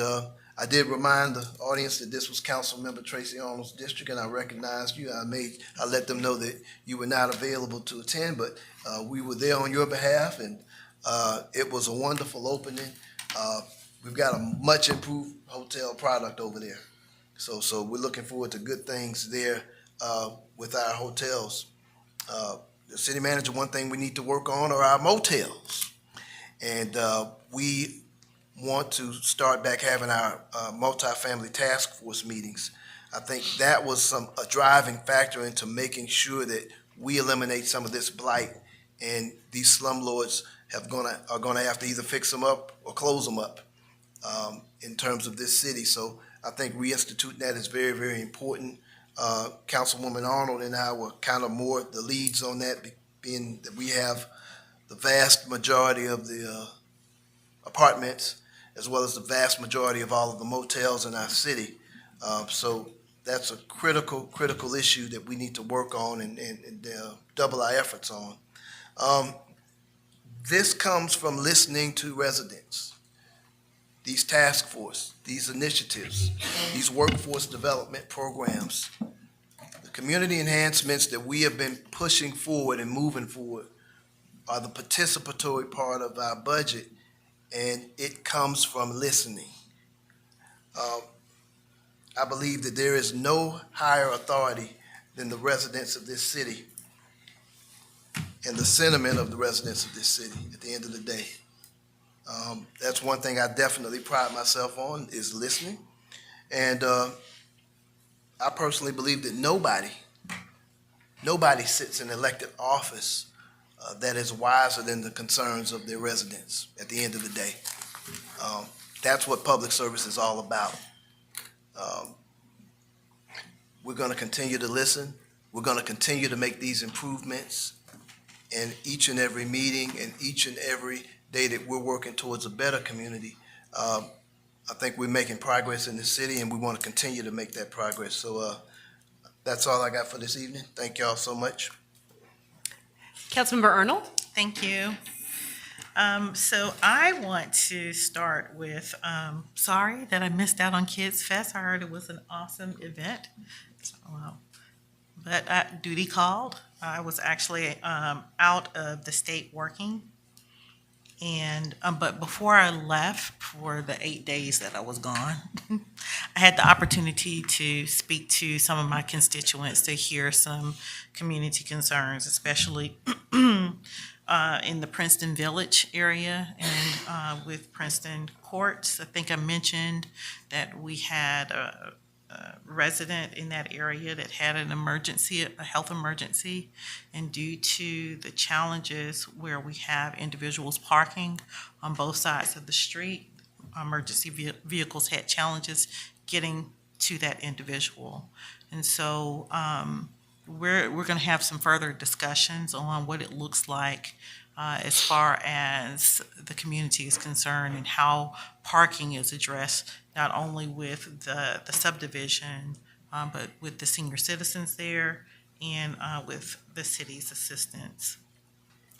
Also, while I was away, I had a discussion with our lobbyist to talk about some of the things that I would like to see for us to focus on as far as our legislative agenda here with the state. And so I think we're all going to have those conversations. But one thing that I brought up last year that I would like to see if we can leverage any dollars that are available to work on our trails and our paths and see about the connectivity that we can have throughout the city.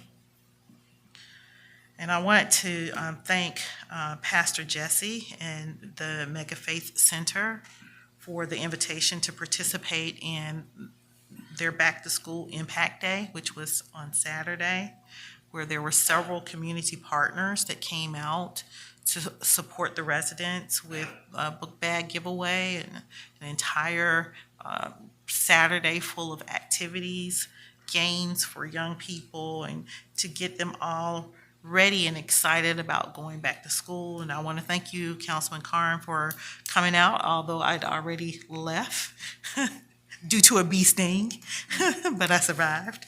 But it was, it's always good to have those community partners to help us to fill those gaps. As mentioned before, we can't do it alone. It does take those partnerships, and there were several organizations out there to help the families and get students ready for school. And we ran out of books too. And so we'll be looking forward to getting some more of those books for upcoming events. Those are my community updates, and I look forward to having a more extensive update in the next 2 weeks. Thank you so much. Councilmember Gay? I have to replay my video from last week because the feed broke and it wasn't seen.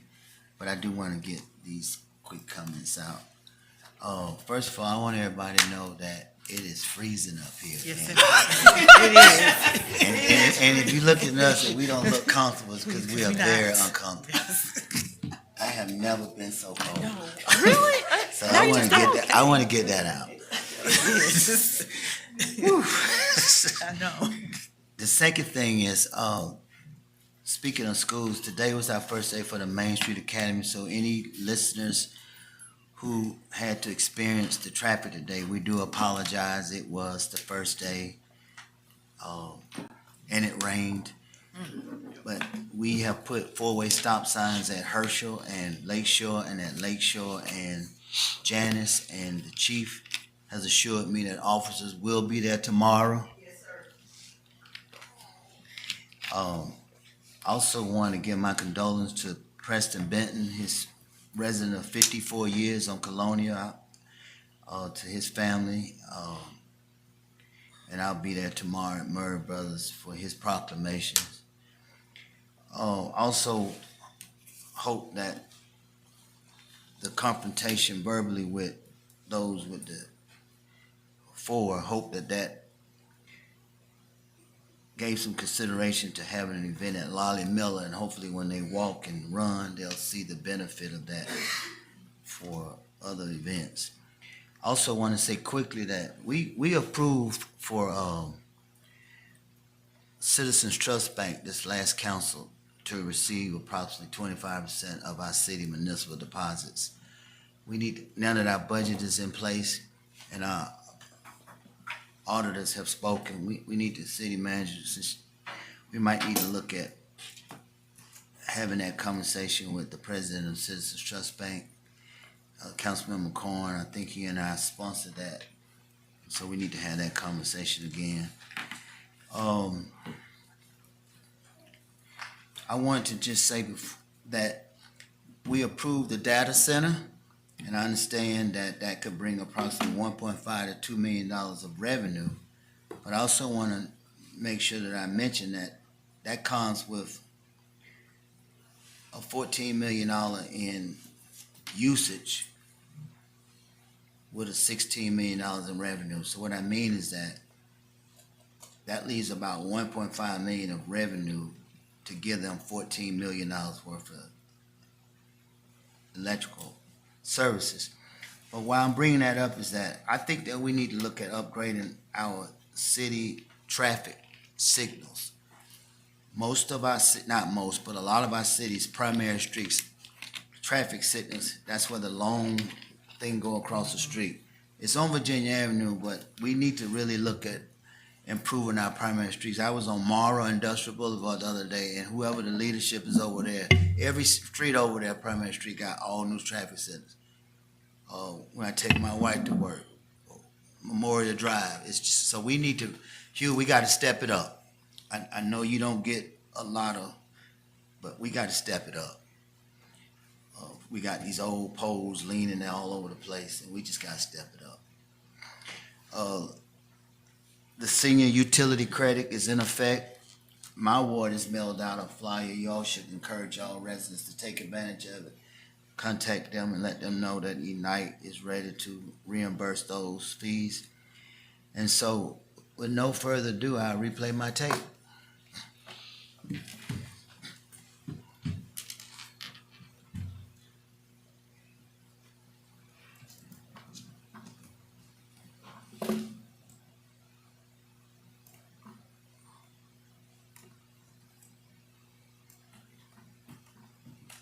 Is there volume?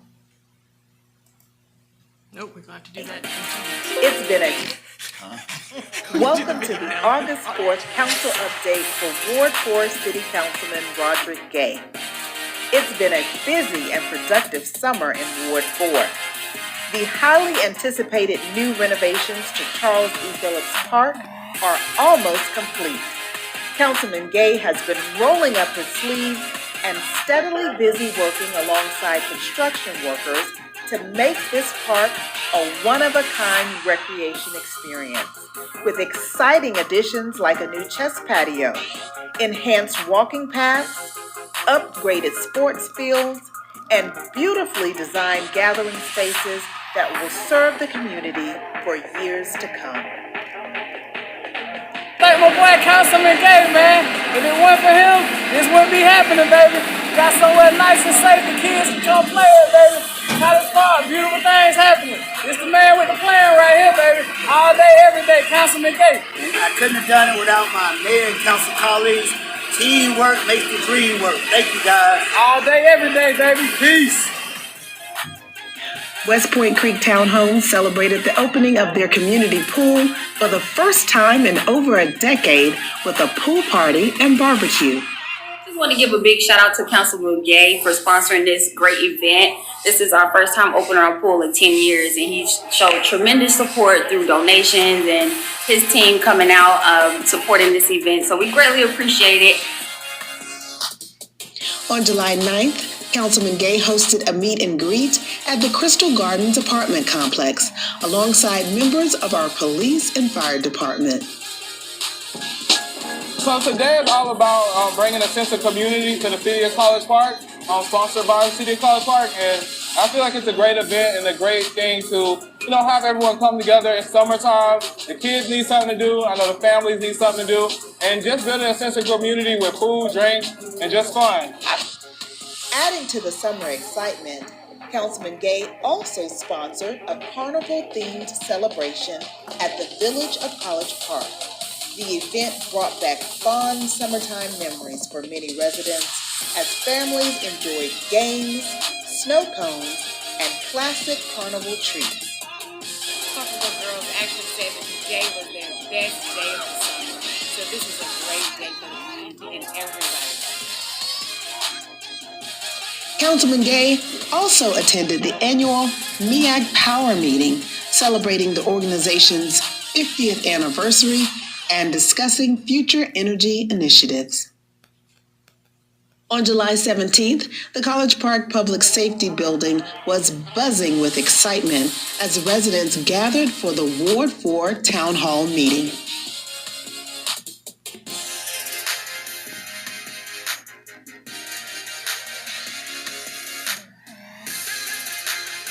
Councilman Gay also discussed House Bill 648 at the meeting, which, if passed in the November 4th election, will exempt all College Park seniors over the age of 55 from paying property taxes. And she was right here in College Park. We're talking about Olympic gold medalist Clarissa Shields. She visited our area here in Ward 4, where Councilman Gay presented her with a special proclamation right here at Charles Phillips Park.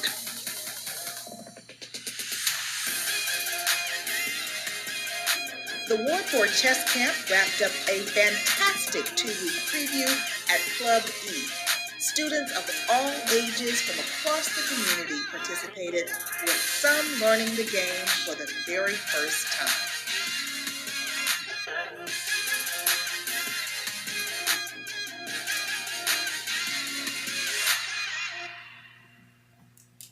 Don't forget to mark your calendars for the annual Ward 4 Festival coming up on October 12th at Charles E. Phillips Park. Enjoy live music, food, games, and family-friendly activities.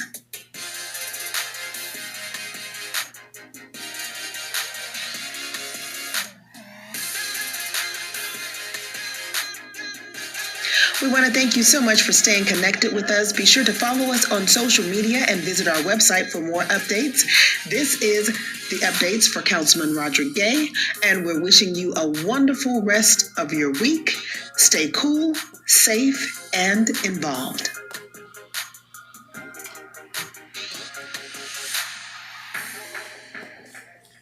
Council member, I thought I was just going to have to watch a repeat of 2 weeks ago. That was new. There was new information in there.